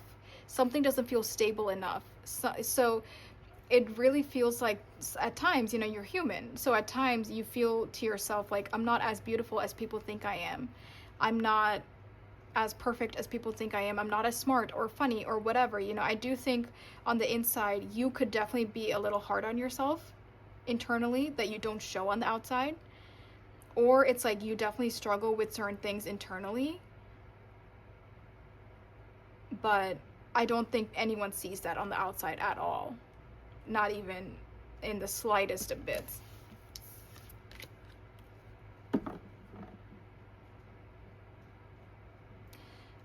Okay, what's next? Let's see. What can you do better? What can you do to better embody your main energy? For group 2, what can group 2 do better to embody their main energy? Is there anything group 2 could change or alter or do something differently to better embody their main energy? We have the Elder of Cups. You have the King and the Queen of Cups. So this is the King of Cups.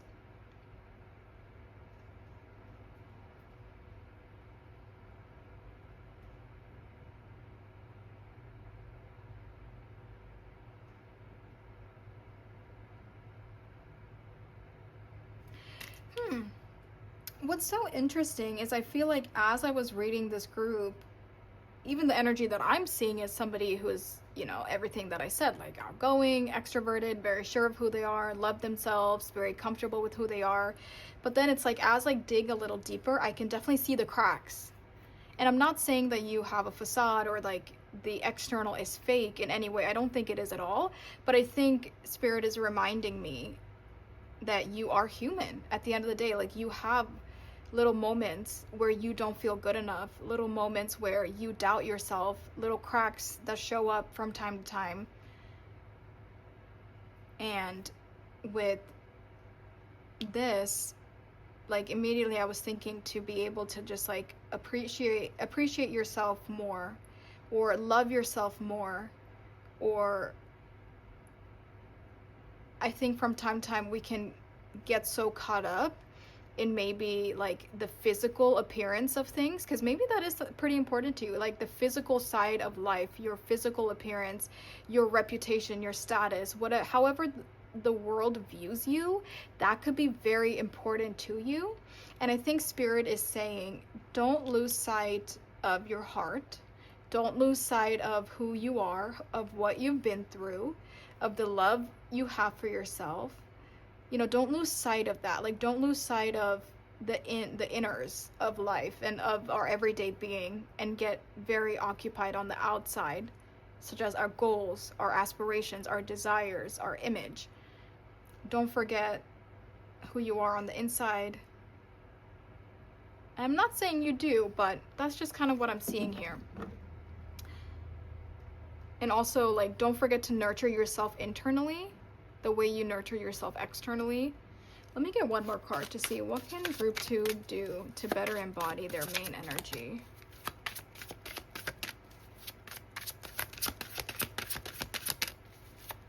What can group 2 do to better embody their main energy?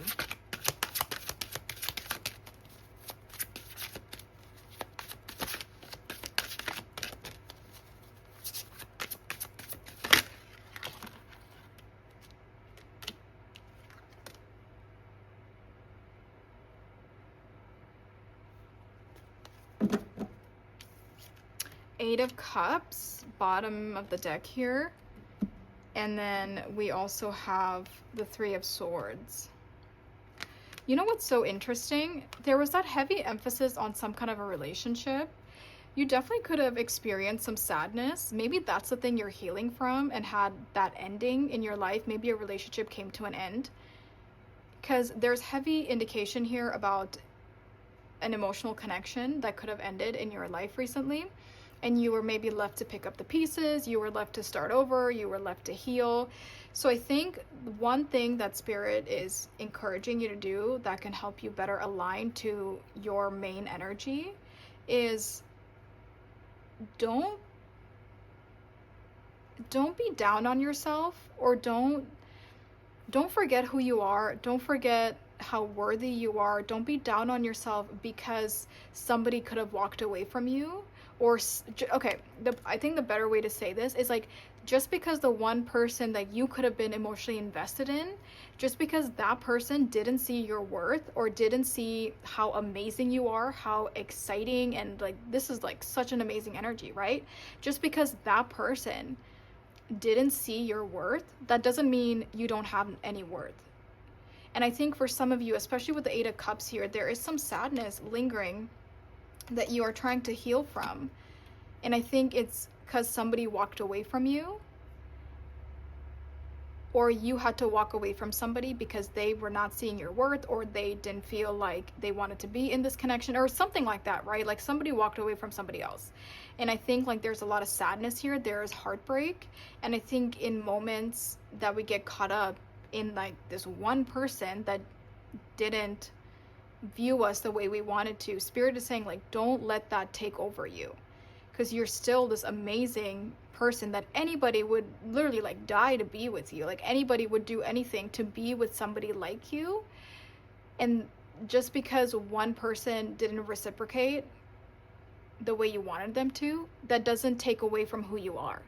And I think there's a need for you to heal from that, and to really like remember who you are. Remember that self-love. Remember the amazing person that you are.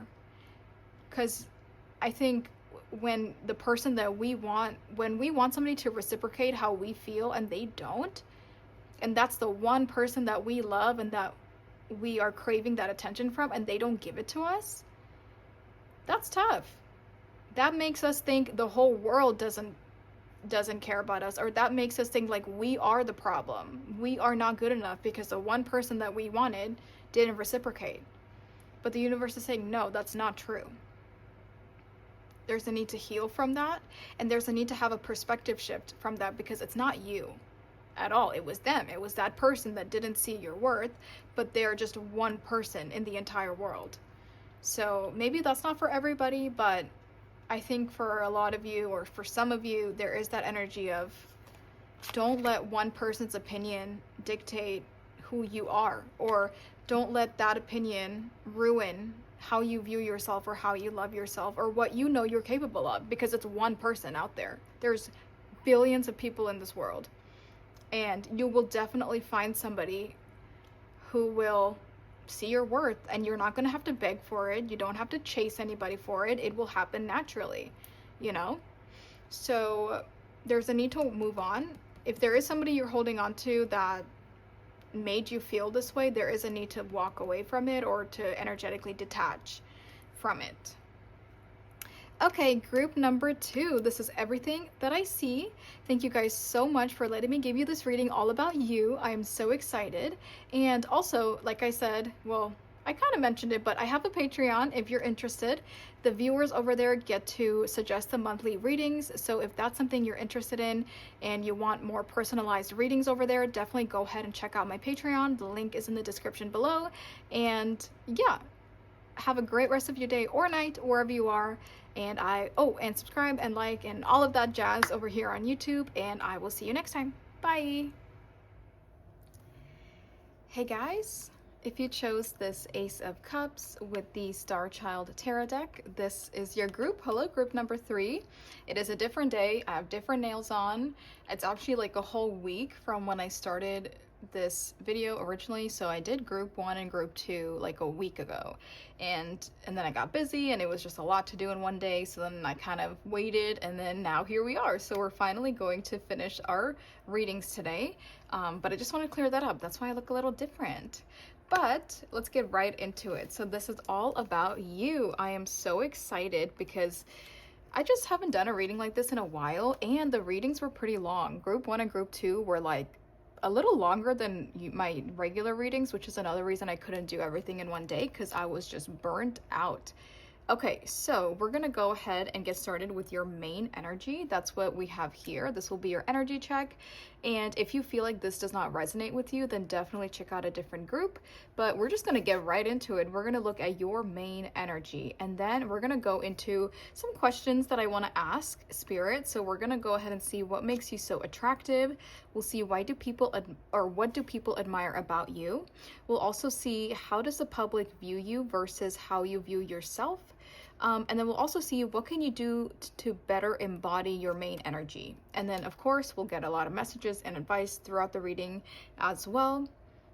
And then for the what makes you so attractive, I'm pretty sure for the other groups I did a physical attribute of what makes you so physically attractive, but then also your personality and, you know, your internal vibes of what makes you so attractive. So that's everything we're going to be looking at today. Let me move that over and let's get right into it. I will set this right here. I do want to say one thing that was coming through pretty strongly, but again, you don't have to resonate with it. But for some of you, you know, with this Ace of Cups, it's such a genuine and pure-hearted energy. I feel like this is somebody that's very sweet, very loving, very nurturing, and also somebody who's very positive no matter what life has thrown your way. Because I do feel like for group three's energy, for some of you, maybe all of you, hey, 222 on the time as I just looked up on my timer, it just feels like you could have had it rough, or maybe you've had some pretty, you know, intense things happen to you. But it just feels like you're still very positive and you're still very optimistic and you're very loving. A way that I can put this into words, it feels like no matter what life has thrown your way, it's never made you cold-hearted. It's never made you a bitter person. It's like no matter what has happened, what you have experienced, you're still so loving and genuine and wholehearted, and it's like you still love life. You still love people. You still love everybody. And I think like yeah, it's like you want to share, you're very giving, you're really there for other people. It's a very sweet energy, and it's like no matter what has happened to you in life, it's like you've never lost your spark and you've never lost your love. I do think for group three, with this Ace of Cups energy here, it's like you are very much rooted in love, and you're rooted in a very nurturing energy. Some of you could be moms or dads, you know, you could have kids. You don't have to be though, but you could be just a very nurturing person in general. And also water signs, Cancer, Pisces, Scorpio, but more specifically, I'm feeling like Cancer and maybe Pisces energy. I guess Scorpio too, but the reason I say more Cancer is because Cancer is very nurturing and very loving versus where Scorpio is not as loving and nurturing as Cancer can be. So it just feels like a very loving, nurturing, motherly energy that's coming through for this group. But yes, anyway, I just wanted to say that because that's what I was thinking when I was kind of sitting here shuffling the cards for you. So I wanted to mention that. Okay, so then let's get right into it. So this is your main energy for group three. And like I said, if this doesn't resonate with you, then definitely go ahead and check out a different group. Oh, this is Scorpio energy. Oh, that's so interesting. I was like, oh, maybe not Scorpio. And then universe is like, well, we're looking at the 8th house. That's funny. So Pluto, Scorpio energy could definitely be significant. Oh my gosh, this is what I was saying. That's what I was saying. Love. 444 on the timer as I'm holding this. I think I've repeated the word loving, nurturing, wholehearted like 5 times. You're probably like, Maya, we get it. It's a loving group. And then the universe is literally like, yeah, it's a loving group. Okay, Ace of Pentacles. Wow, so you have 2 aces. Yeah, again, it's that energy of like, no matter what has happened to you in life, you always know you'll have a new beginning. You'll always have a new chapter. And that's why you're very optimistic. And you don't let tragedy or suffering or pain or trauma, like you don't let that define who you are, because you know you'll always have a new beginning. You'll always have a new chapter. You're very wise in that way. And even with the 8th house, like, I mean, the 8th house is pretty intense, you know? So I guess in that way, Scorpionic energy can be significant here, because the 8th house is the death, you know, it's all about death and rebirth. It's a very intense energy. It's not rainbows and butterflies, even though there's a rainbow here. Like, it's not the bubblegum snowflake, like it's not that happy energy, because it's all about trauma, it's about shadow work, it's about those deep wounds and a lot of these, you know, intense feelings and emotions and experiences that can come up in life, and it just feels like you really went through something tough. So I think this is definitely like a group 3 energy as a collective. It's like no matter what it was, it's going to be different for everybody, but you definitely have had hardships, and I was feeling that right away. But it's like no matter what your hardships are in life, you know, you always know there's going to be a new beginning. And I also do think you definitely heal through everything that you have been through. Like, I don't think you're somebody that just puts a band-aid on it and moves on. I think you're very deeply spiritual in the sense of that you have to heal before you can move on in life.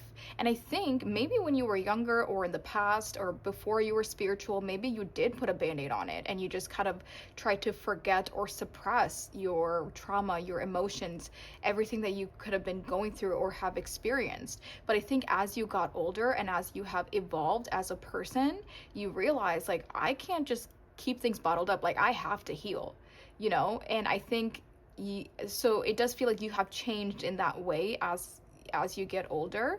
But yeah, and I also think you take like mental health very seriously. So like mental health, physical health, you take all of that very seriously because maybe you didn't at one point in time, and maybe, you know, it was pretty tough. And I think your life has benefited so much after you started prioritizing mental health, prioritizing your spiritual health, your physical health, all of these things, you know. And yeah, wow.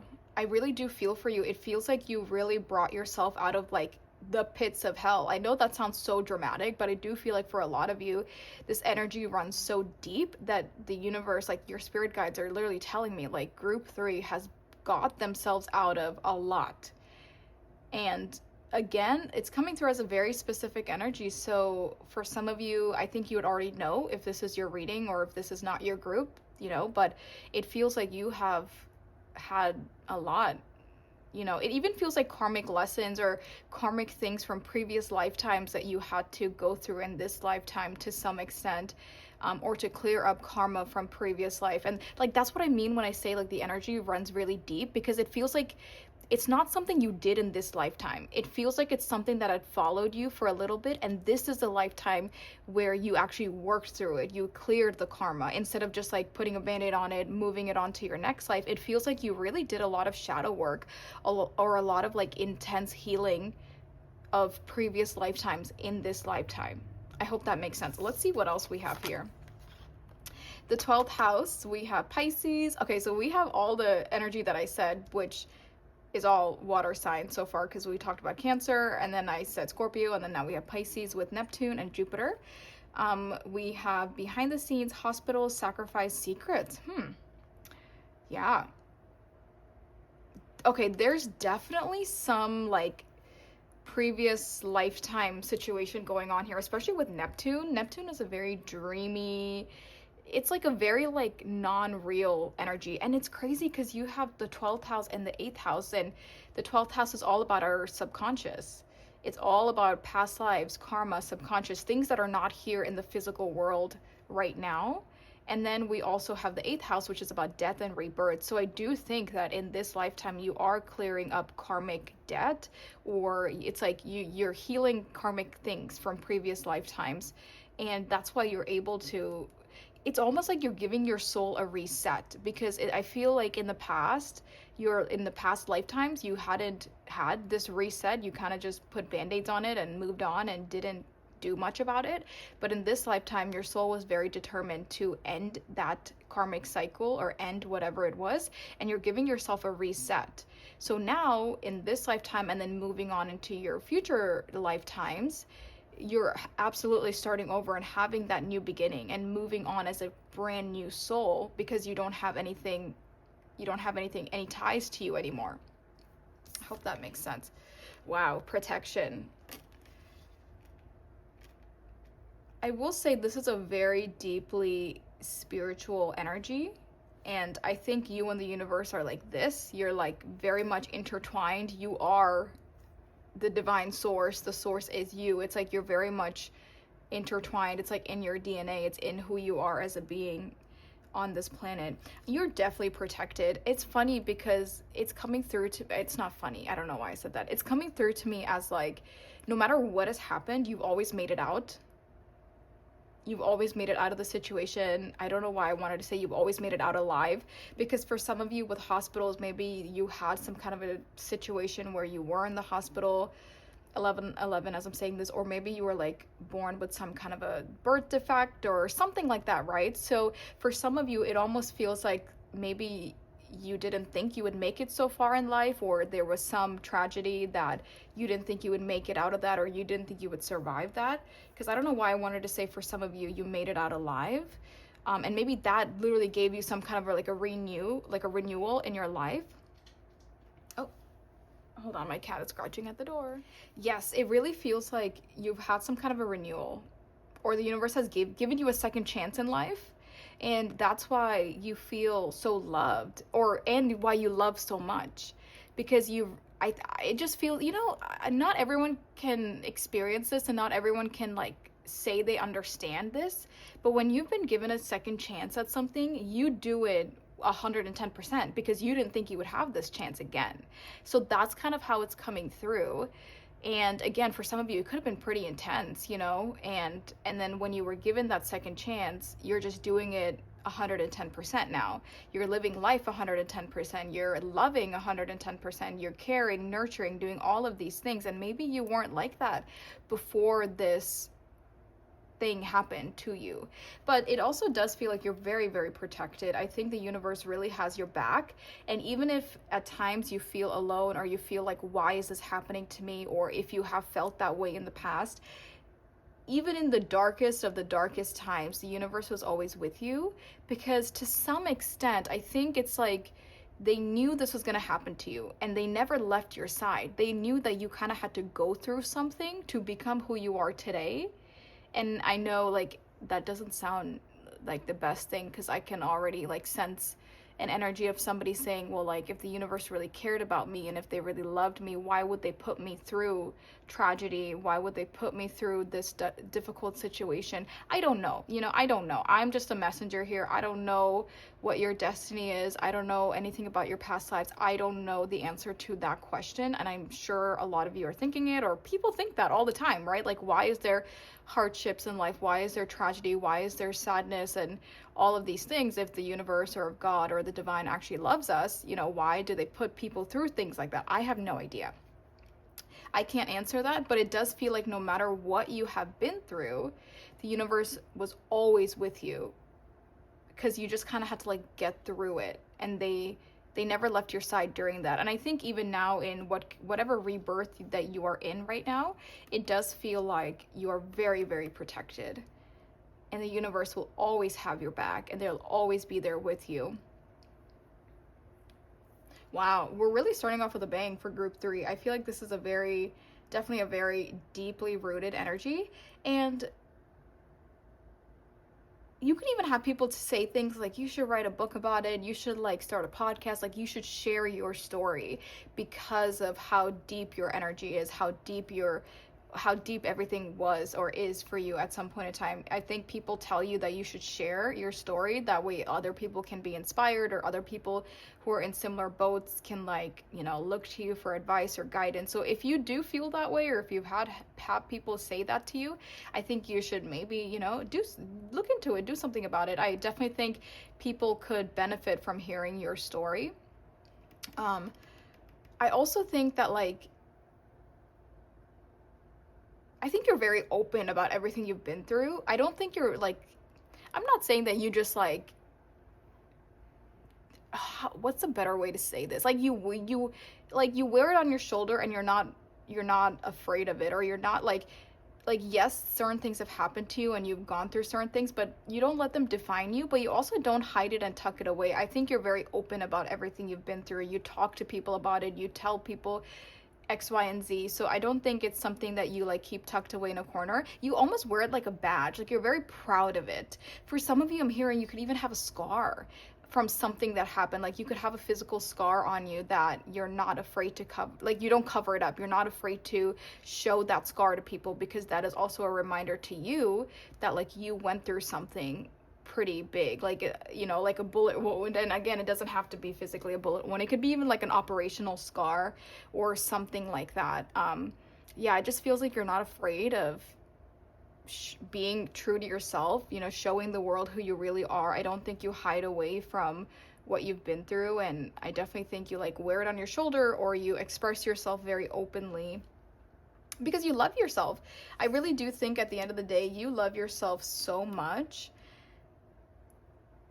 and you're just so proud of yourself. You're just so happy, and you really love life. You really love your body. You really love yourself. And yeah, and I don't know how else I can describe that. It definitely feels like you're starting some kind of a new chapter in your life, or you very recently started a new chapter after something that you have just gone through.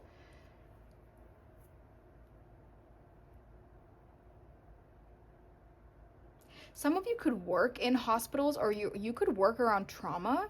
So such as like in the ER, you know, that's coming through strongly, or even like law enforcement or anything like that. You could work around trauma or around difficult situations to where you see like the worst of humanity, or you see the worst of what people could do to each other, or something like that.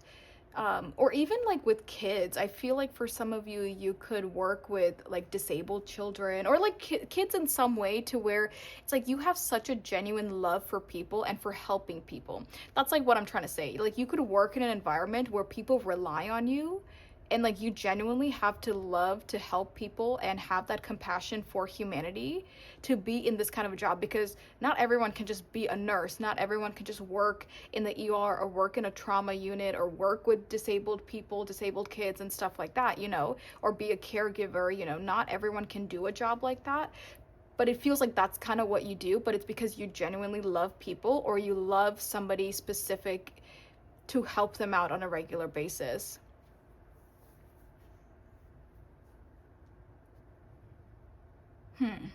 Anything else that I see? I also think you could be very in tune with your intuition, because we have a full moon here. So it feels like you're very alert. I don't know why I wanted to say that. Very aware of your intuition. It's a huge part of your life. You don't hide away from it. You don't hide away from spirituality. You know it's there and you embrace it. Yeah. That's how that's coming through with this being a full moon here.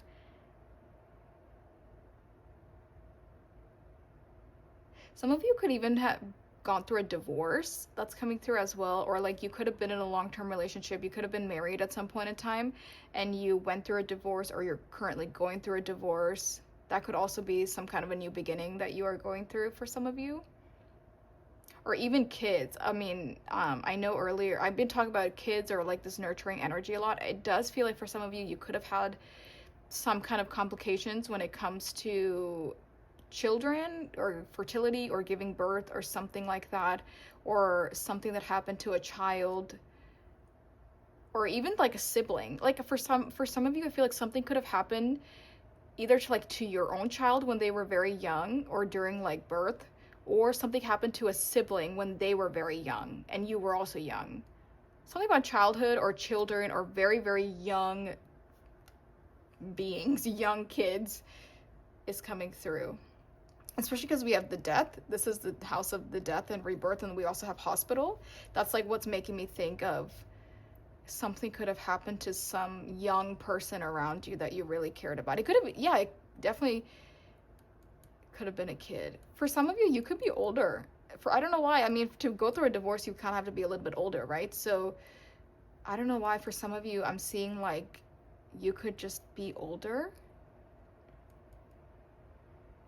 Older, wiser. Yeah, very wise. Very, very independent, wise energy that's coming through here.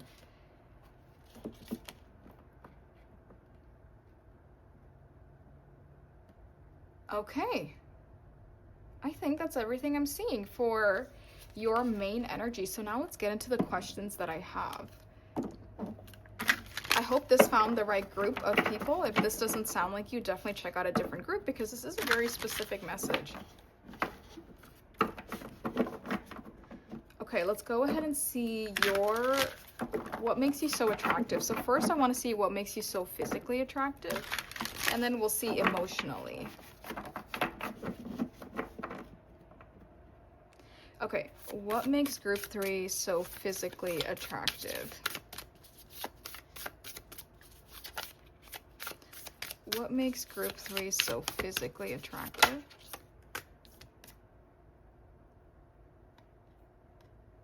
We have the 7 of Pentacles. Wow, even this is all about nurturing, staying patient, being loving, being caring. Because for 7 of Pentacles in traditional tarot, it's the person that is, you know, they're maintaining their crops.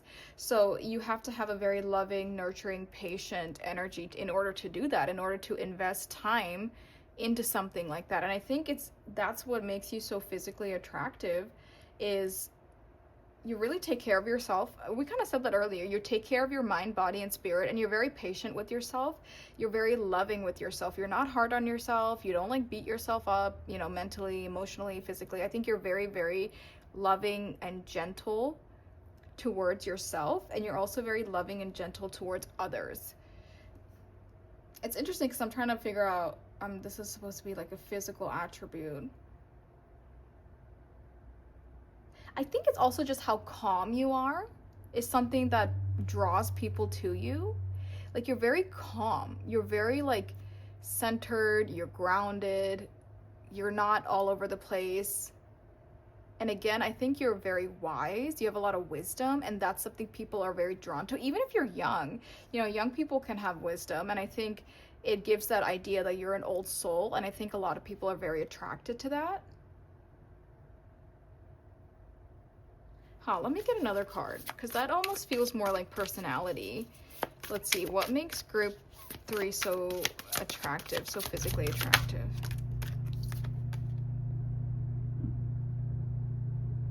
Ooh, okay. I think your hair is coming through very strongly. Your hair could be something that makes you very physically attractive. I also think you could have like a very slender figure. That I see here with these images here. Very slender figure. But again, that's subjective, right? What even is body type? I don't even know. So I'm just going to read the cards, right? So for the 8 of Cups, I think one thing that makes you very attractive to people is you're very sure of who you are and you stand your ground. Like you don't get intimidated by other people. And I think exactly with everything you've been through in life, you're very sure of who you are, because I mean, you know yourself better than anybody. And I think you are quick to walk away from what doesn't serve you in life, and you stand your ground and you set boundaries and you know what you want to do, and you also have like a sense of drive within you. Like there's like this quest that you're on, or there's like this drive, or you always have goals, you always have certain things you're trying to accomplish. And I think that's your drive, and your forward movement in life is something that makes you very, very attractive to people. And again, even the 8 of Cups, so this is specifically Pisces energy. I think you don't take life too seriously, which is another thing that makes you very attractive, because again, Pisces with this Neptune energy, it's very like daydreamy, and it just feels like you don't, even though you've probably been through a lot, for some of you, it feels like you don't take life too seriously. And probably because you know you only have one life to live right now, and you're not just dwelling on the sadness or dwelling on the negative, and you just don't take things too seriously, which is something that makes you very attractive.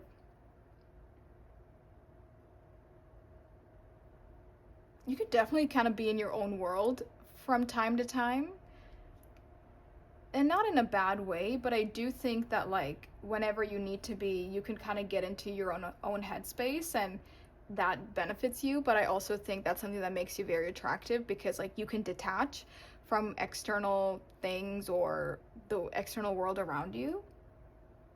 Like you don't get too boggled up. Like for example, in like politics, like maybe you don't get too boggled up in politics, and you kind of like keep your distance. And oh, I could also explain this as like protecting your energy. You're very good at protecting your energy, protecting your space, and removing yourself from things that don't need your energy, or that you don't need their energy. Like this could even be a protection around you, you know, like you're protecting yourself from external things.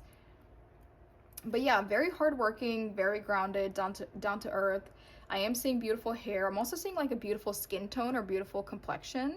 Like there's something about your skin that's very nice. And definitely, yeah, everything I mentioned here. That's kind of what makes you physically and personality wise. Excuse me, that's what makes you so attractive.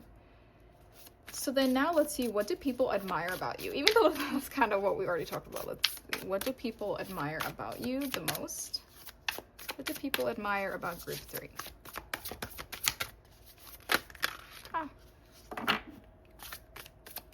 What do people admire about group 3?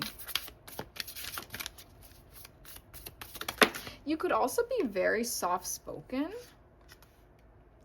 which is coming through, like very soft-spoken, a little bit reserved. You're not like up in everyone's face. But you can definitely have a good time if you're around comfortable people. But I think in general, you could be a little soft-spoken. So what was I asking? What do people admire about you the most? And we have the 3 of Swords. That's crazy because the 3 of Swords talks about heartbreak and sadness and pain. And for that to be what do people admire about you the most, that's telling me that it's how you overcome pain, how you overcome sadness, how you overcome heartbreak, how you view certain things. It's your perspective on life that makes you very unique and makes you very admirable, because you just have a certain perspective that, like, when people get to know you, they're just like, wow, like I've never met anybody like you. I've never met anybody that thinks the way you do, or that is so enlightened the way that you are, that is so wise the way that you are.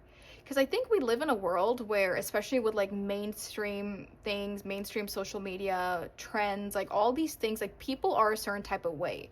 The majority of people are. So then when we find a very unique soul that, you know, marches to their own beat, that lives life on however they want to, they don't get, you know, they don't get swept away with these trends and with all these like what is it, like get on the bandwagon or whatever the saying is. It's like people don't, a lot of people do that, but it's like you don't do that. So it does feel like you're a very unique soul, and people really admire that about you, and they think that's so cool that you are so different from the rest. But yes, definitely how you your perspective on life is something people really admire about you, and just your strength and your determination to overcome anything. And again, that love that you have for life itself, but also for other people. You could have very nice style, and you could also have beautiful hair. I know I said that earlier here, but even this person has very long, dark hair. It doesn't have to be dark, but I'm seeing like long, beautiful hair. But then this person also has short hair here. Something about your hair, whether it's long or short, I think your hair is like a statement piece on you, and it makes you pop. It makes you look very good. Okay, now let's see, how does the public view you versus how you view yourself? So first, let's see, how does the public view you? Wow, you got 2 major arcana at the same time. The public views you as Temperance and the Magician. This is exactly what I've been saying. I'm almost like repeating myself now. Because Temperance is a slow, calm, patient energy. It's not impulsive. It's not like, you know, it's not all the craziness in the world. It's very calm. It's very slow. It's very relaxed. And then we have the Magician, which is Mercury energy, which is all about new beginnings, which is all about confidence, personal power, personal will, starting over, doing something new, trying new things. So it's like, this is how the world views you. It's like they see you as this very calm, nurturing soul that we've been talking about, but also somebody who can have a good time, who likes to go out, or who likes to start new hobbies, start new projects, who is very adventurous. They probably see you as like, it's like when they first see you or get to know you, you're more quiet and reserved, but after they get to know you a little bit, you're a bit more chatty and you're very outgoing with the people that you're comfortable with. Yeah, it's like you have two sides to you. You have like that quiet, reserved, grounded, spiritual side, but then you also have that extroverted, outgoing, spontaneous, fun side to you, which is very cool. So that's how people see you. So now let's see, how do you view yourself? So this is how the public views you. So then let's see, how does group 3 view themselves? Ten of Swords. I do want to clarify this really quick.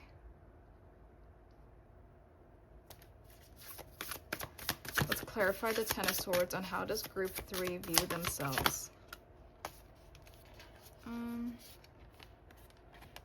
Okay, you have 2 cards. Let me set this down for a second. We have the Knight of Wands, and then we have the 4 of Swords.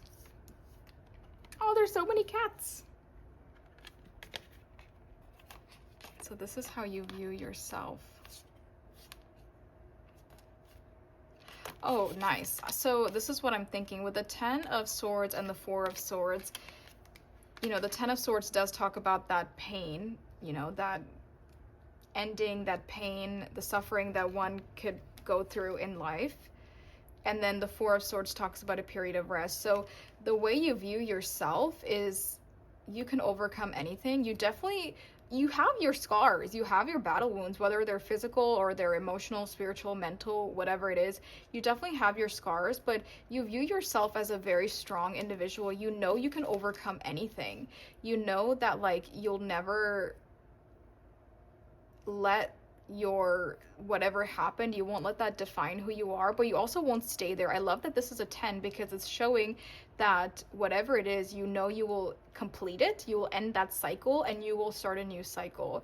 And this is like a great combination of knowing that you can overcome pain and you can go through sadness and all these things in life, but then also find yourself at peace, find this period of rest, and be able to start over and be able to detach. That's another thing that you view about yourself, is like your ability to detach from what you have gone through, and you can like view it objectively. You can view it without emotions. You can view it as like, okay, that's what I healed from, and that is something I've been through, but I'm not emotionally attached to it anymore, or I'm not going to let it define me moving forward. And then I love that the King of Wands is here, because the King of Wands is a very powerful energy. It's very determined, it's strong, it's fiery, it's exciting, it's spontaneous, it's passionate, and there is a love for life with the King of Wands. So that's how you view yourself. You're like, I know X, Y, and Z has happened to me, but I know I can always overcome things, and at my core being, I am this King or Queen of Wands. You know, extroverted, beautiful, outgoing, spontaneous, all of these things. You can be all of these things in one person. And remember I said that you kind of have like 2 sides to you? That's like how people see you. I do think that's also similar to how you see yourself. Okay, so now let's see, what can you do to better embody your main energy? What can group 3 do to better embody their main energy, if anything?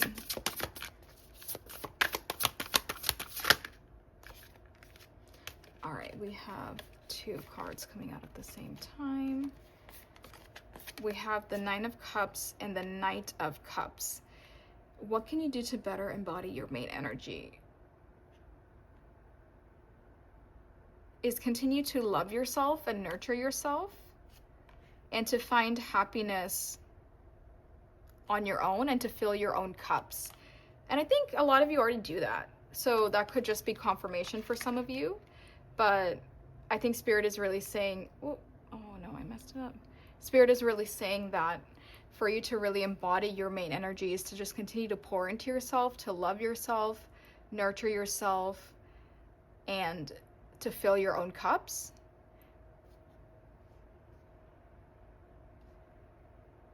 And to continue to view life through love and through nurturing and through that caregiving energy that you already have within yourself. That is like very much how your higher self is. That is like your main energy, and that's how you can really embody that energy as well.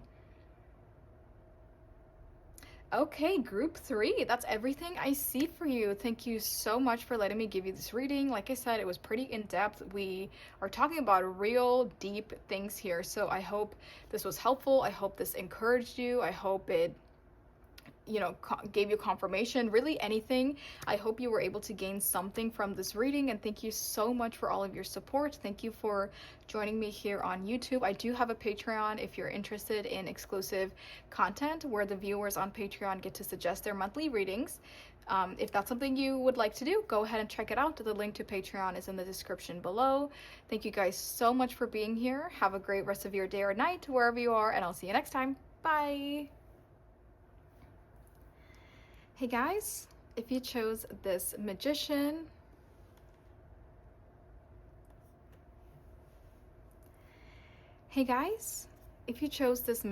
with the Tarot of Light, or what is this called? Yeah, the Tarot of Light. If you chose this is your group. Hello, group number 4. It is a different day, different nails. I look a little different today. It's like a whole week since I started this video, but I'm finally able to finish it now, and it will be going up soon. So yes, this is our reading all about you. So let's go ahead and look at the breakdown. We're going to start off with your main energy, which is this right here. This will also be the energy check. So if you feel like the main energy of group 4 does not sound like you, then definitely check out a different group. And then after that, we'll go ahead and see what makes you so attractive. We'll see what makes you so physically attractive, but also what makes you so attractive, just like personality and all of that. We'll go ahead and see what do people admire about you. We'll see how does the public view you versus how you view yourself. And then we'll also see what can you do to better embody your main energy. And of course, we'll get a lot of messages and advice throughout our readings as well. So, and I think my cat is scratching at the door, but we'll see if she can wait. So let's go ahead and get started. Let me move my stuff over. Let me move this over. I love the Magician. This is actually probably my favorite card in tarot. So this is a very beautiful image of the Magician, the blue butterflies and all the blue. It's just so pretty. And I do feel like, for one thing, you could have a very nice skin complexion, or your skin tone, or your skin is very nice. There could also be something about your eyes and your eyebrows and just like your facial structure. It seems very nice just because this person here just has a very nice facial structure. So some of you could have a very nice face. And with the Magician, this is Mercury energy, so it's very quick, it's fast-paced, and it's interesting because the word impulse is on this card. So it does feel like you could be very quick to start new things, or very quick in life in general. You could talk fast, you could move fast. I just saw 222 on the time. You could be into speed, like speed activities. So like racing, hockey, like anything where people move very fast. Like you could be really into that. You could, watch these types of events. You could actually participate in these types of events. But I do feel like with the Magician, you're very excited to like start new hobbies or start new things, because the Magician is the number 1. So we're starting something new. We're starting a new cycle. And I feel like there's a very like creative, excited energy with this group. Maybe it's like you can't do the same thing for too long. So you're always like switching it up, you're always changing it up. This could even be like your style, this could be your hair, this could be your aesthetic, this could be your home, your room. You could always be rearranging, or like, after a while, things just get kind of boring and you want to switch it up a little bit. It's kind of coming through like that. Okay. So let's go ahead and get into the cards here. This is going to show us the main energy for group 4. And if you feel like this does not sound like you, then like I said, definitely check out a different group. We have Capricorn. Interesting, this card has a lot of green and blue, and then there's green and blue in this. So these colors could be significant to you somehow. The Four of Wands, this is Aries energy. So we have celebration, joy, harmony, marriage, home, community, and homecoming. Well, these are just the key words, but there's definitely a lot of meanings to this card. Let me see what it says on the side. It says form, completeness, foundations, progress, power, stability.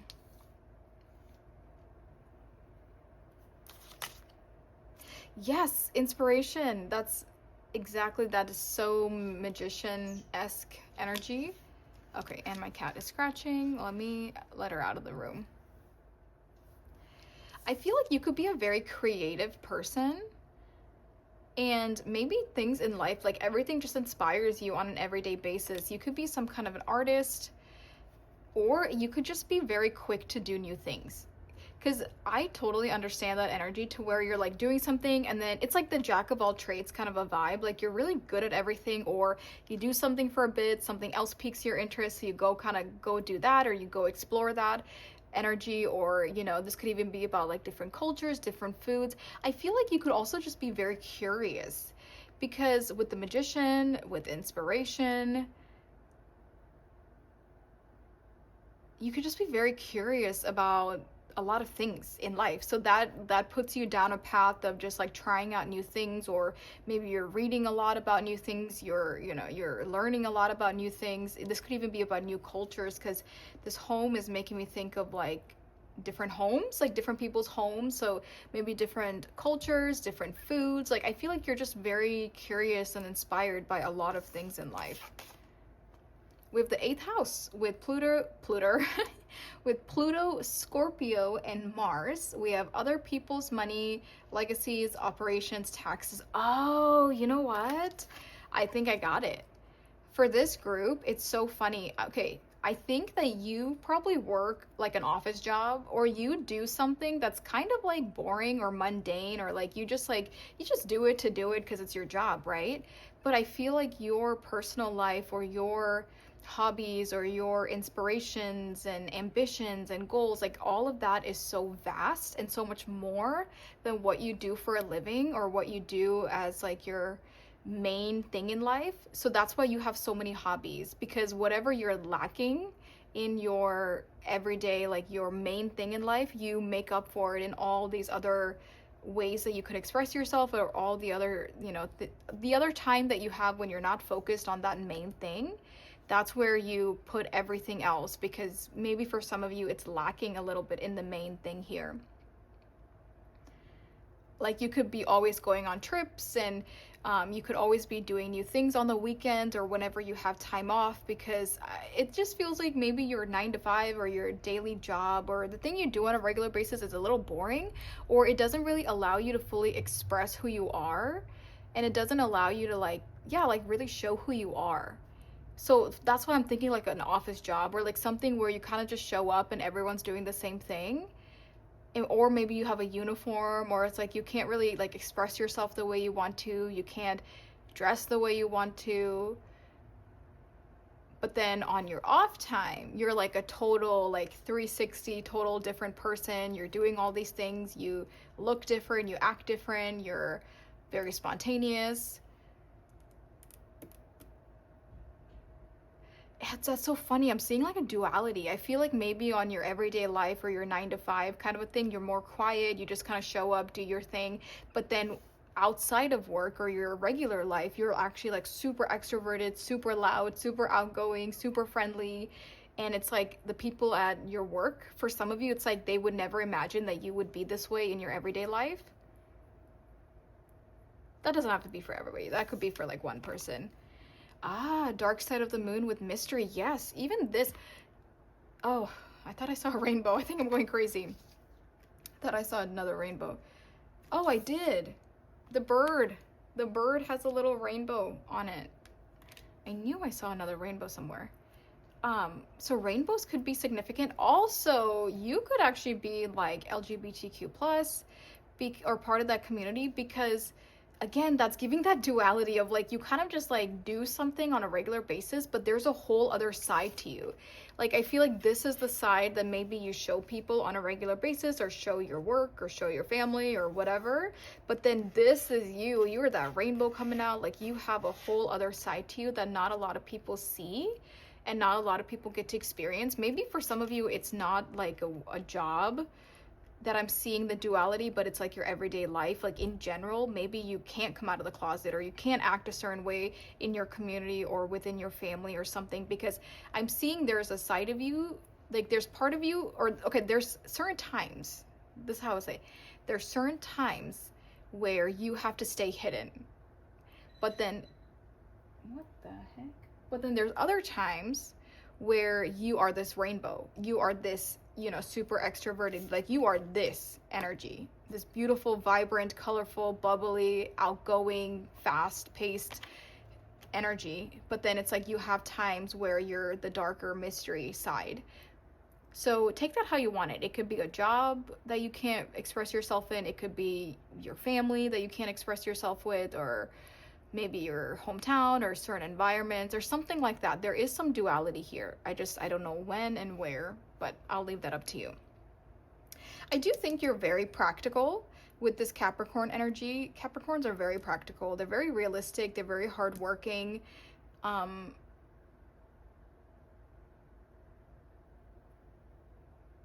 Yeah.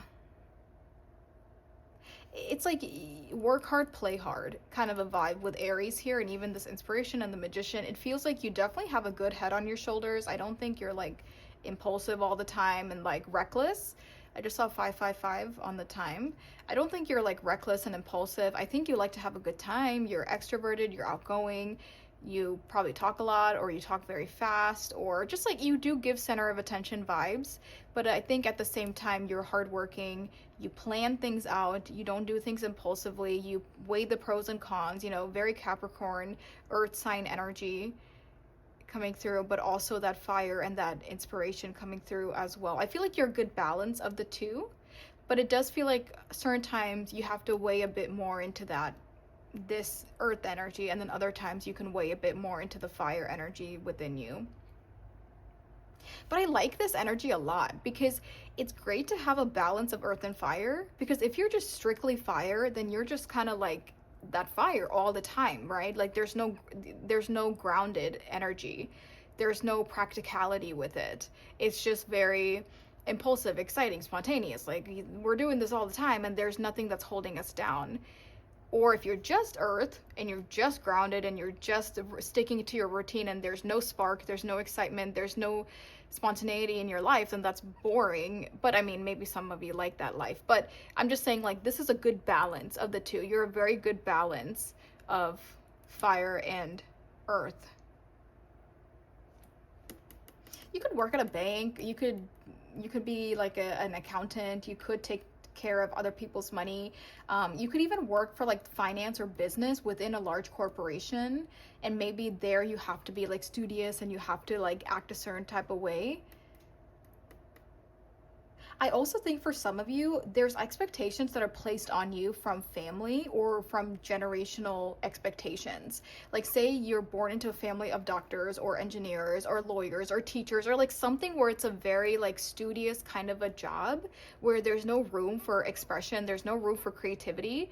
But it's like you have these expectations on you, but you are this rainbow, you are this firecracker, you are this excited person that's so curious about the world, so curious about life, and have all these hobbies. And it's like there's something about like there could be expectations that just don't match your personality, and there could be some headbutting during like that scenario, because maybe people want you to act a certain way, or people want you to pursue a certain career or live a certain lifestyle, but you are a free bird, just like this bird that's a rainbow. You're a free bird. You don't want to be kept in a box. You want to do whatever you want to do.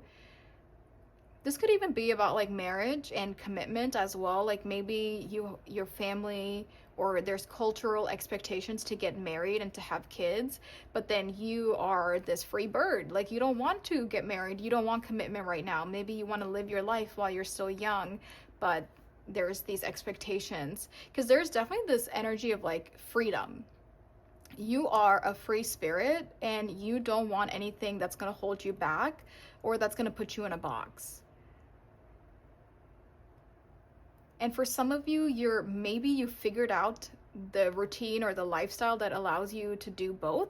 And then for others of you, I do feel like there's going to come a time soon, because this is talks about ending. The eighth house talks about endings and rebirth. So I do feel like there's going to come a time where you're a little fed up with maybe the expectations from family or cultural expectations, maybe marriage and career. Like you're just like fed up with it. Even if you do have a boring or mundane 9 to 5 that is not serving your highest good, that's not emotionally fulfilling you, it does feel like you're going to kind of get to a point where that comes to an end.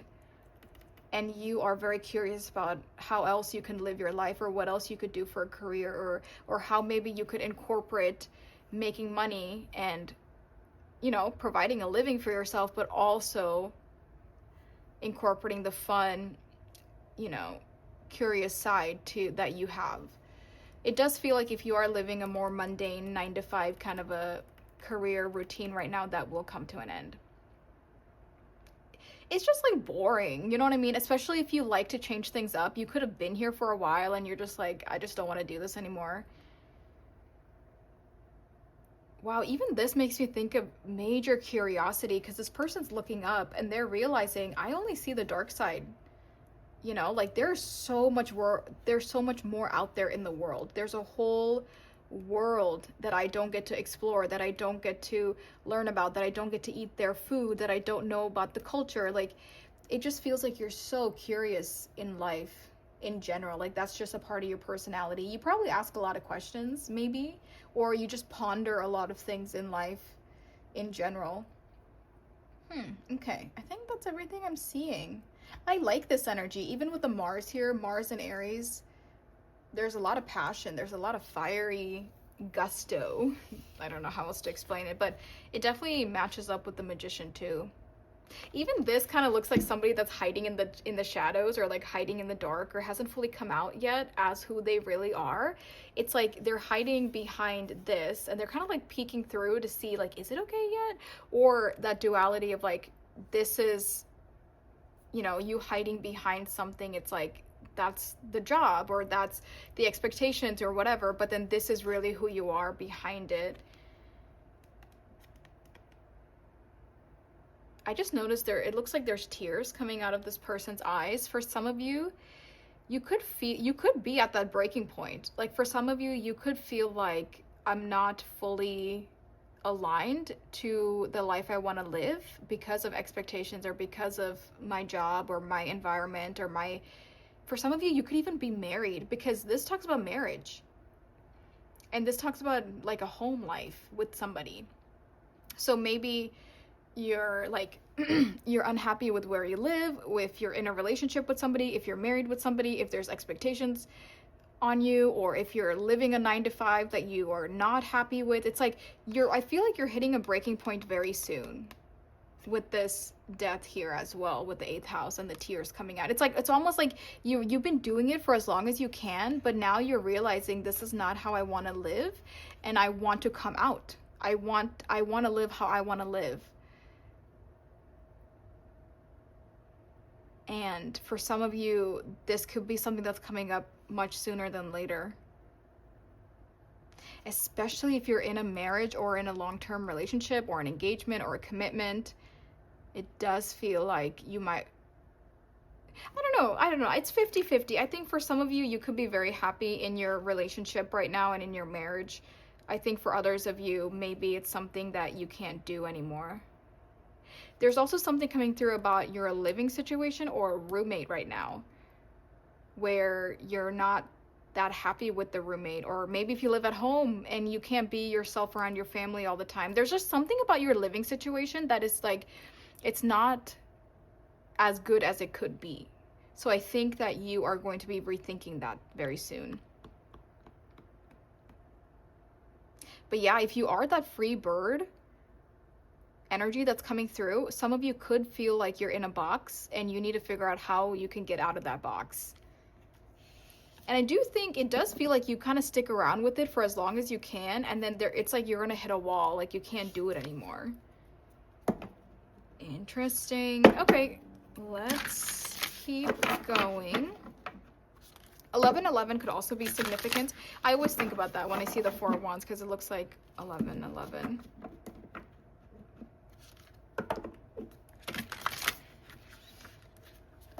Okay, so now let's see what makes you so attractive. So first, let's see what makes you so physically attractive for group 4.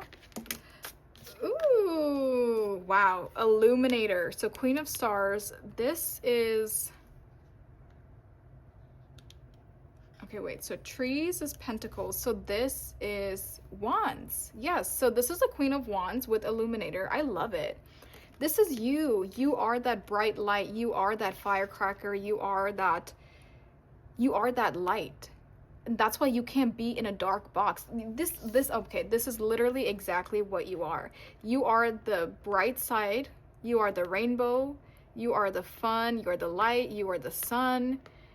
But then it's like life could be keeping you on the dark side right now, or your career, or your expectations from people, or your home, or your job, or your marriage, or whatever it is. It's like something is keeping you on the dark side a little bit, and I think you're trying to break out of that. But I love that it says illuminator, because that's you. You're the light of everyone's lives. You are the light of the world. You light up every room you walk into. You just have this energy, this aura about you that it's like you can't dim your light anymore.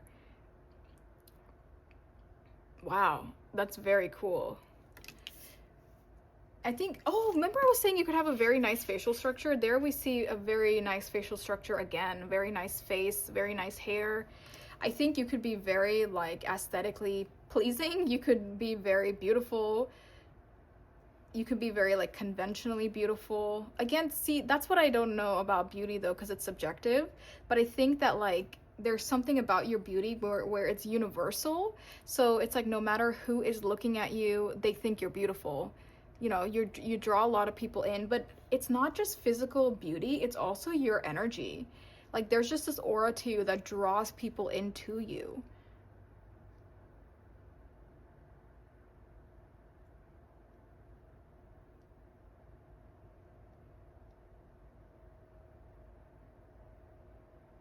I think if it was up to you, you probably would be like a traveling nomad or something. Like there's this energy of somebody who can't sit still and who doesn't want to do the same thing on a regular basis. Like you would rather backpack in a different country and just keep moving from place to place, or just travel from place to place and live here for a little bit, go live somewhere else for a little bit. And that energy could definitely interfere if you have, you know, a physical job that you have to go to, or if you are in a physical relationship with somebody who doesn't want that kind of a lifestyle. Like I can see where you could be incompatible with career or relationships, because it's like you want to live a very free life where nothing is holding you back and nothing is keeping you in one place. But I think maybe with the way you are right now, or with certain things in life, it's making that a little bit difficult. I do think for group 4, this is the first group that I've had an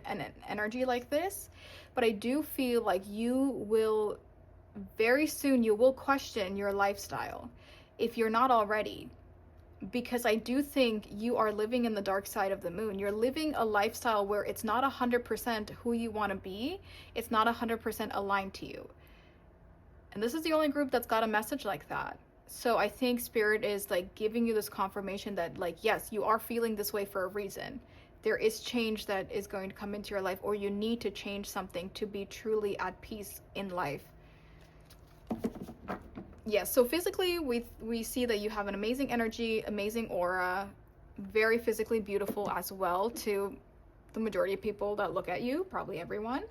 So now let's see what makes you so beautiful and attractive for your personality and just internal beauty. What makes group 4 so attractive internally?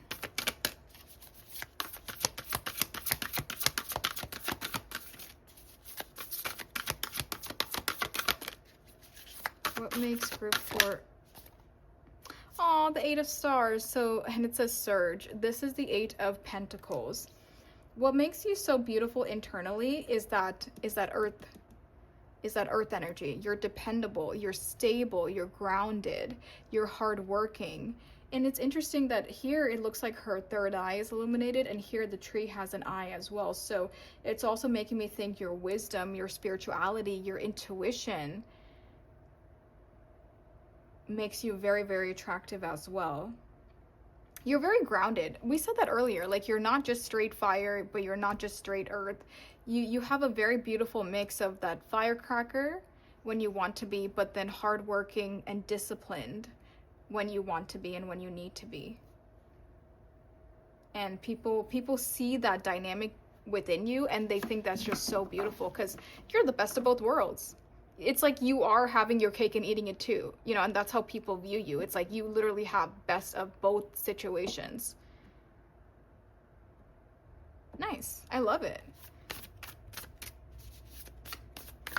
You could also be very like vibrant and colorful in general when it comes to your aesthetic, because even in this, the leaves are different colors, and we see the rainbow here, the different colored flowers that she's picking. So definitely something about your style, your aesthetic, how you carry yourself, how you present yourself is very attractive to people. Let's see, what do people admire about you the most? For group 4, what do people admire about group 4 the most?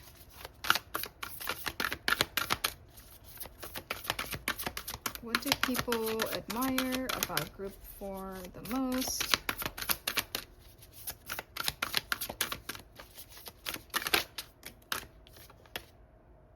Rest, 4 of Angels. So this is the 4 of Swords. I think people really admire the way you take care of yourself, the way you take care of your mental health, emotional health, spiritual health, but also physically. Even with this person here, it feels like you are very like well groomed. You probably have good hygiene, like you take care of your physical body very well. But I also think you're mentally, like there's something about the way you are like mentally or with your mental health that also is very admirable to people. I also think you're very calm. You're very cool, calm, and collected most of the time. And I think that is something that is very, it's like your calming effect, or your calming energy has an effect on people, and then they become calm, or they become more relaxed, or, you know, something like that. Another thing one thing that people admire about you a lot is you're very go with the flow, and you don't resist change. You're very go with the flow with the universe, and you kind of just do whatever is happening, or maybe just the way you handle situations is very admirable to people, because you don't fight anything, you don't resist anything. 22 on the time as I'm saying that.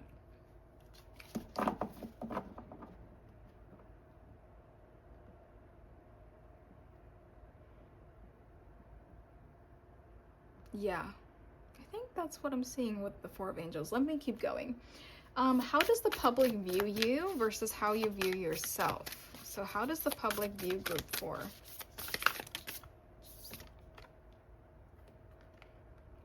Aw, 3 of Hearts with joy. This is the 3 of Cups. So the public views you, for one, I think you really love yourself. Like, you're very comfortable in your skin, very comfortable in your body. I don't think you hide, quote unquote, hide away yourself because you want to. I think you not hide, but I think you have to like pull back on certain aspects of yourself, or maybe live a certain lifestyle because of the circumstances, because of the environment, because of family or your job or something. But I don't think you like hide or pull yourself back because of your own doing. I think you're very comfortable in your own skin. I think you really love yourself. You really love your physical body as well. But the 3 of Hearts talks about friendship and companionship, and I think that's how the world views you, is you're very loving, you're very tender, you're very gentle, you're very good with people. You could be good with kids, you could be good with the elderly, you could be good with animals. Maybe animals just really love you, but it feels like you just have a level of compassion and joy and happiness and companionship that like they don't see with other people. Like, you really love your friends, you love the people around you, you know, if you care about somebody, you genuinely care about them. Like, it runs pretty deep. Your love runs deep for people. And I just love that we see so many trees, because it's really showing me that group 4 is very secure in who they are. that's why there's such a headbutting energy going on with you, because you are so secure. You know who you are 110%.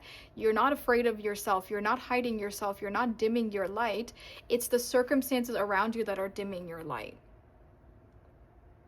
And you are just like about to burst. Like you're just like, I can't do this. Like it just feels like you're about to explode, because you cannot keep dimming your own light because you don't want to. But I love that the trees are here with this Capricorn energy, because it's reminding us that you are so grounded. Your roots run deep within who you are as a person. And nobody could shake you. Nobody can make you change your mind. Nobody can persuade you. Nobody can nobody can sway you into certain things, because of how secure and how sure you are within yourself. And that's what adds a lot of peace in your own life. Even here, she's closed her eyes. You know, even here, this person is at peace. Here, they're at peace. It's because they know what they want. They know themselves. They love everything about themselves. And nobody can like gossip and drama and negative energy doesn't affect you, because you know who you are to such a deep core of your being that like nobody can shake that from you. I also think you know people really well. Like, you're very mature in the sense that like if somebody was to bully you, or if somebody was gonna try to like be mean to you or say negative things to you, like you know that they are just projecting their own insecurities onto you. You are wise enough to know that the way a person treats you is a reflection of who they are and what they are going through internally, and it really has nothing to do with you. I feel like you have mastered people, you've mastered emotions, you've mastered how people project onto others, how people treat others. And that's why I feel like if certain things happen, you don't take it too seriously and you can brush things off very easily, because you're wise enough to know that like their actions are their actions. It has nothing to do with me.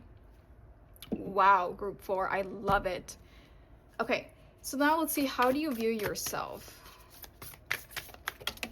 That's a lot. I'm definitely not taking that.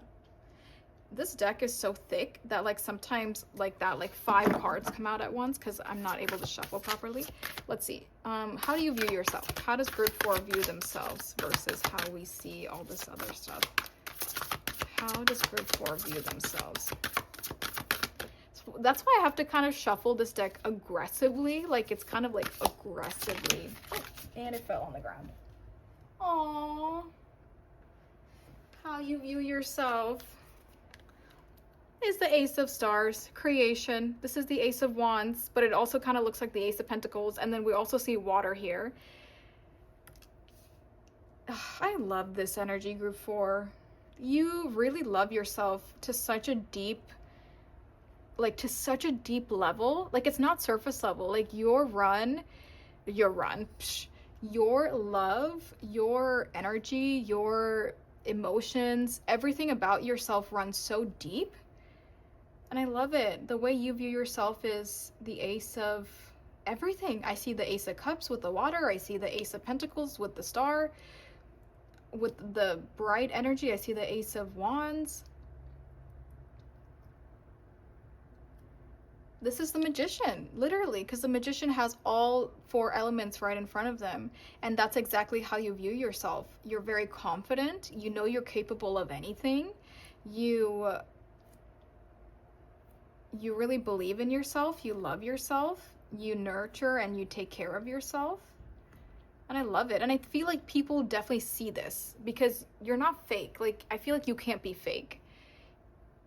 You can't lie. You can't be fake. You're very straight up about things. And people can see that. I love it. It's very, very nice. And even the word creation. You view yourself in a very high level. And you know that you're capable of anything you want to do. And I think that's why you can't be put in a box, because you know that there's so much more life to live. There's so much more life to explore. Like, there's just so much more to do, and you know you're capable of doing it. And that's why you're that energy that cannot be put in a box. Okay, Now let's see, what can you do to better embody your main energy? What can group 4 do to better embody their main energy?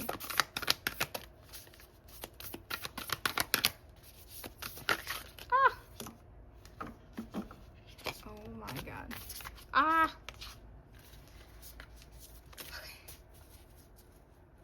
What can group 4 do to better embody their main energy?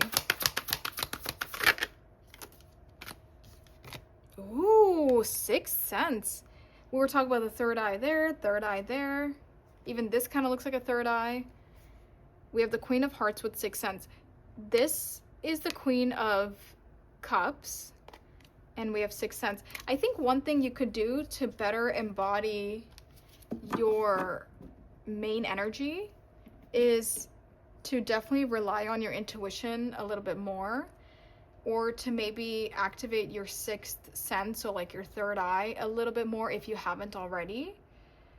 But I feel like you're already doing it. You're kind of already embodying your main energy. I think what you could do is to know what you really want, because the Queen of Cups, again, this is all about our emotions and our intuition. And I think if you've been living on the dark side for way too long and you're not able to express yourself, you're not able to live the life you want to live, there's a need to do something about it. There's a need to change that so you can embody the life you want to live 100%. I think that is what can help you be in your main energy all the time, or embody your main energy, and definitely opening up your third eye if you're not already, and becoming more spiritually in tune with the world around you if you're not already. Okay, group 4, thank you so much for letting me give you this reading. I really appreciate you and all of your support. If you're interested in exclusive content, I do have a Patreon where the viewers over there get to suggest the monthly readings, so definitely go ahead and check that out. The link to Patreon is in the description below. And yeah, please like and subscribe. Thank you for all of your support. Take good care of yourself, you guys, and I'll see you next time. Bye!